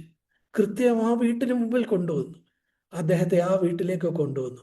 ഈ അമ്മ പറയുന്നു, മോനെ, എനിക്ക് അറിഞ്ഞുകൂടാ, ഡോക്ടർ സ്റ്റീഫൻ എന്നോ മറ്റോ ആ പേര്, പക്ഷെ എനിക്ക് വല്ലതും അറിയാമോ? ന്യൂയോർക്കിലോ മറ്റോ ആണ് അദ്ദേഹത്തിൻ്റെ വീട്. പക്ഷെ എൻ്റെ കുഞ്ഞിന് സുഖമില്ല, ഞാൻ എൻ്റെ സ്വർഗീയ അപ്പച്ചനോട് പറയുക. ആ സ്വർഗീയ അപ്പച്ചൻ ആ വാക്കുകൾ കേട്ടു. അവിടുന്ന് എന്ത് ചെയ്തു? ആ ഡോക്ടറെ ഈ അമ്മ ഏത് ഡോക്ടറെ ഓർത്ത് പ്രാർത്ഥിച്ചോ, തൻ്റെ കുഞ്ഞിന് വേണ്ടി പ്രാർത്ഥിച്ചു, ആ ഡോക്ടറെ കൃത്യം തൻ്റെ വീട്ടിൽ കൊണ്ടുവന്നു. പ്രിയപ്പെട്ടവരെ, കഥ ഇവിടെ അവസാനിക്കുന്നു. പക്ഷേ കാര്യം തുടർന്നും നിലനിൽക്കുന്നു. നമ്മളെ സ്നേഹിക്കുന്ന വലിയവനായ ഒരു ദൈവം അവിടുന്ന് എന്ത് ചെയ്യും? നമ്മുടെ ജീവനും ഭക്തിക്കും വേണ്ടതെല്ലാം അവിടുന്ന് ചെയ്യും. ഹല്ലേലൂയ. നമ്മുടെ ജീവിതത്തിന് വേണ്ടതെല്ലാം അവിടുന്ന് ചെയ്യും. നമ്മുടെ ഭക്തിക്ക് വേണ്ടതെല്ലാം അവിടുന്ന് ചെയ്യും. ഹല്ലേലൂയ. ഈ വലിയ ദൈവത്തെ നമുക്ക് സ്നേഹത്തോടെ പിൻപറ്റാം. നമുക്ക് അവനായിട്ട് ജീവിക്കാം. നമ്മുടെ ശിഷ്ടായുസ് സമ്പൂർണമായിട്ടും അവനായിട്ട് ഏൽപ്പിച്ചു കൊടുക്കാം. ഈ വചനങ്ങളാൽ ദൈവം നമ്മെ അനുഗ്രഹിക്കട്ടെ. ആമേൻ. പ്രിയമുള്ളവരെ, നമുക്ക് പ്രാർത്ഥിക്കാം. നമ്മൾ ഇന്ന് സന്ധ്യയിൽ നമ്മൾ ഒന്നിച്ച് കേട്ടത്, നമ്മൾ ചിന്തിച്ചത്, വലിയവനായ ദൈവം അവിടുന്ന് ഈ ലോകത്തിൽ എന്തെല്ലാം നടന്നാലും, യുദ്ധങ്ങളായാലും പല നിലയിലുള്ള പ്രശ്നങ്ങളായാലും എന്തെല്ലാം ഉണ്ടായാലും, നമ്മുടെ ഒറ്റപ്പെട്ട കണ്ണുനീര് അതിനെ അവിടുന്ന് മറികടന്നു പോവുകയില്ല. മഗ്ദലന മറിയത്തോട് ചോദിച്ചു, നീ എന്തിനാ കരയുന്ന സ്ത്രീയെ, നീ എന്തിനാ കരയുന്നു? എമ്മൗസിലേക്ക് പോയ ശിഷ്യന്മാരോട് ചോദിച്ചു, നിങ്ങളുടെ മുഖം എന്തിനാ വാടിയിരിക്കുന്നത്? നിങ്ങൾ എന്തിനാണ് തർക്കിക്കുന്നത്? താൻ 11 പേരോട് ചോദിച്ചു, നിങ്ങൾ കലങ്ങുന്നത് എന്തിനാണ്? സഹോദര സഹോദരി, എൻ്റെയും നിൻ്റെയും കണ്ണുനീരിനെ അവിടുന്ന് അവഗണിക്കുകയില്ല. നമ്മുടെ ജീവിതത്തിന് വേണ്ടത്, നമ്മുടെ ഭക്തിക്ക് വേണ്ടത് അവിടുന്ന് ചെയ്യും. ഈ വലിയവനായ ദൈവത്തെ നമുക്ക് സ്നേഹത്തോടെ നമ്മുടെ ശിഷ്ടായുസിൽ സമ്പൂർണമായിട്ട് കർത്താവിനെ സേവിച്ച് കർത്താവിൻ്റെ മക്കളായിട്ട് നമുക്ക് ജീവിക്കാം. Hallelujah, hallelujah, hallelujah, hallelujah, hallelujah. നമുക്ക് പ്രാർത്ഥിക്കാം. ഞങ്ങളെ അതിവാത്സല്യമായിട്ട് സ്നേഹിക്കുന്ന ഞങ്ങളുടെ സ്വർഗീയ പിതാവേ, കർത്താവേ, ഞങ്ങൾ ഒന്നിച്ച് ഞങ്ങൾക്ക് ഈ രാത്രിയിൽ തന്ന സമയത്തിനായിട്ട് സ്തോത്രം. കർത്താവേ, ലോകത്തിലെ പല നിലയിലുള്ള സംഭവങ്ങൾ, യുദ്ധങ്ങൾ, പല കാര്യങ്ങൾ നടക്കുമ്പോൾ അതിൻ്റെ മുമ്പാകെ ഞങ്ങൾ ചഞ്ചലിച്ചു പോകാതെ ഞങ്ങളെ സ്നേഹിക്കുന്ന വലിയവനായ സ്വർഗസ്ഥനായ പിതാവ്, അവിടുന്ന് ഞങ്ങളുടെ സ്വർഗീയ പിതാവാണ് എന്നുള്ള ബോധ്യത്തോട് അങ്ങയോട് ചേർന്ന് നിൽപ്പാൻ ദൈവമേ ഞങ്ങളെ അവിടുന്ന് സഹായിക്കണേ. അവിടുന്ന് ഞങ്ങളെ ഒരു പിതാവിനെ പോലെ സ്നേഹിക്കുന്നു, ഒരു അമ്മയെ പോലെ സ്നേഹിക്കുന്നു, ഒരു ജ്യേഷ്ഠ സഹോദരനെ പോലെ സ്നേഹിക്കുന്നു, ഒരു ഭർത്താവിനെ പോലെ സ്നേഹിക്കുന്നു. ദൈവമേ, ഞങ്ങൾക്ക് മനുഷ്യ മനസ്സിന് സങ്കല്പിക്കാൻ കഴിയുന്ന ഏതെല്ലാം തരത്തിലുള്ള സ്നേഹമുണ്ടോ ആ നിലയിലെല്ലാം അവിടുന്ന് ഞങ്ങളെ സ്നേഹിക്കുന്നു. ഞങ്ങൾ ഈ ലോകത്തൊട്ടും വിലയുള്ളവരല്ല. ഞങ്ങളുടെ കണ്ണുനീര് ആളുകൾ കണക്കിലെടുക്കുന്നില്ല. ഞങ്ങളുടെ തേങ്ങലോ ഞങ്ങളുടെ നെടുവീർപ്പോ ഒരാളും ആ നിലയിൽ കർത്താവെ കേട്ടതായിട്ട് നടിക്കുന്നില്ല. എന്നാൽ ഞങ്ങളുടെ കണ്ണുനീരിന് മുമ്പിൽ അവിടുന്ന് മറികടന്നു പോവുകയില്ല. ഞങ്ങളുടെ തേങ്ങലിൻ്റെ ശബ്ദം അവിടുന്ന് കേൾക്കും. ഹല്ലേലൂയ. ഞങ്ങളുടെ നെടുവീർപ്പ് അവിടുന്ന് അറിയുന്നു. അവിടുന്ന് ഞങ്ങളുടെ അടുത്തേക്ക് വരുന്നു. നീ എന്തിനാ കരയുന്നത് മോനെ, മോളെ, നീ എന്തിനാ കരയുന്നത് എന്ന് ഞങ്ങളോട് ചോദിക്കുന്ന വലിയവനായ ഒരു ദൈവത്തെ പരിചയപ്പെടാനും അങ്ങേ ഞങ്ങളുടെ പിതാവായിട്ട് സ്വീകരിപ്പാനും ഒക്കെ ഞങ്ങൾക്ക് ഭാഗ്യം തന്നല്ലോ. ഞങ്ങൾക്ക് ഇനി ഈ ഭൂമിയിൽ എത്ര നാളുകളുണ്ടെന്ന് ഞങ്ങൾക്ക് അറിഞ്ഞുകൂടാ. ഞങ്ങളുടെ മുമ്പിലുള്ള നാളുകളെല്ലാം അങ്ങയോട് ചേർന്ന് നിൽപ്പാൻ, കർത്താവെ അങ്ങേ സ്നേഹിപ്പാൻ, ഞങ്ങളുടെ ശിഷ്ടായുസ് സമ്പൂർണമായിട്ട് അങ്ങേക്കായിട്ട് നൽകുവാൻ ഞങ്ങളെ എല്ലാവരെയും അവിടുന്ന് സഹായിക്കണേ. വചനം കേട്ട സഹോദരന്മാരെയും സഹോദരിമാരെയും ചെറുപ്പക്കാരെയും കുഞ്ഞുങ്ങളെയും അടിയനെയും എല്ലാം അവിടുത്തെ കരങ്ങളിൽ ഏൽപ്പിക്കും. ഞങ്ങളുടെ മുമ്പിലുള്ള നാളുകളിൽ കർത്താവെ അങ്ങേ അർത്ഥസമ്പുഷ്ടമായിട്ട് സ്നേഹിച്ച് കർത്താവെ മുന്നോട്ട് പോകുവാൻ, ഞങ്ങളുടെ ഭക്തിക്കും ജീവനും വേണ്ടതെല്ലാം ചെയ്തു തരുന്ന ഞങ്ങളുടെ കർത്താവിനെ മുറുകെ പിടിപ്പാൻ ഞങ്ങളെ അവിടുന്ന് സഹായിക്കണേ എന്ന് ഞങ്ങൾ ഒന്നിച്ചു പ്രാർത്ഥിക്കുന്നു. പ്രാർത്ഥന കേട്ടതിനായിട്ട് സ്തോത്രം. ഗൾഫിലുള്ള ഈ സഹോദരന്മാരെ എല്ലാം അവിടുന്ന് അനുഗ്രഹിക്കണേ. അവരുടെ ആവശ്യങ്ങളോട് കൂടെ ഇരിക്കണേ. സഭയായിട്ട് അവരെ മുന്നോട്ട് നടത്തണമേ. സകല മാനവും മഹത്വം അവിടുത്തേക്ക് യേശു കർത്താവിൻ്റെ വിലയേറിയ നാമത്തിൽ അപേക്ഷിക്കുന്നു. കൃപയുണ്ടായി കേൾക്കുമാറാകണമേ. ആമേൻ, ആമേൻ, ആമേൻ.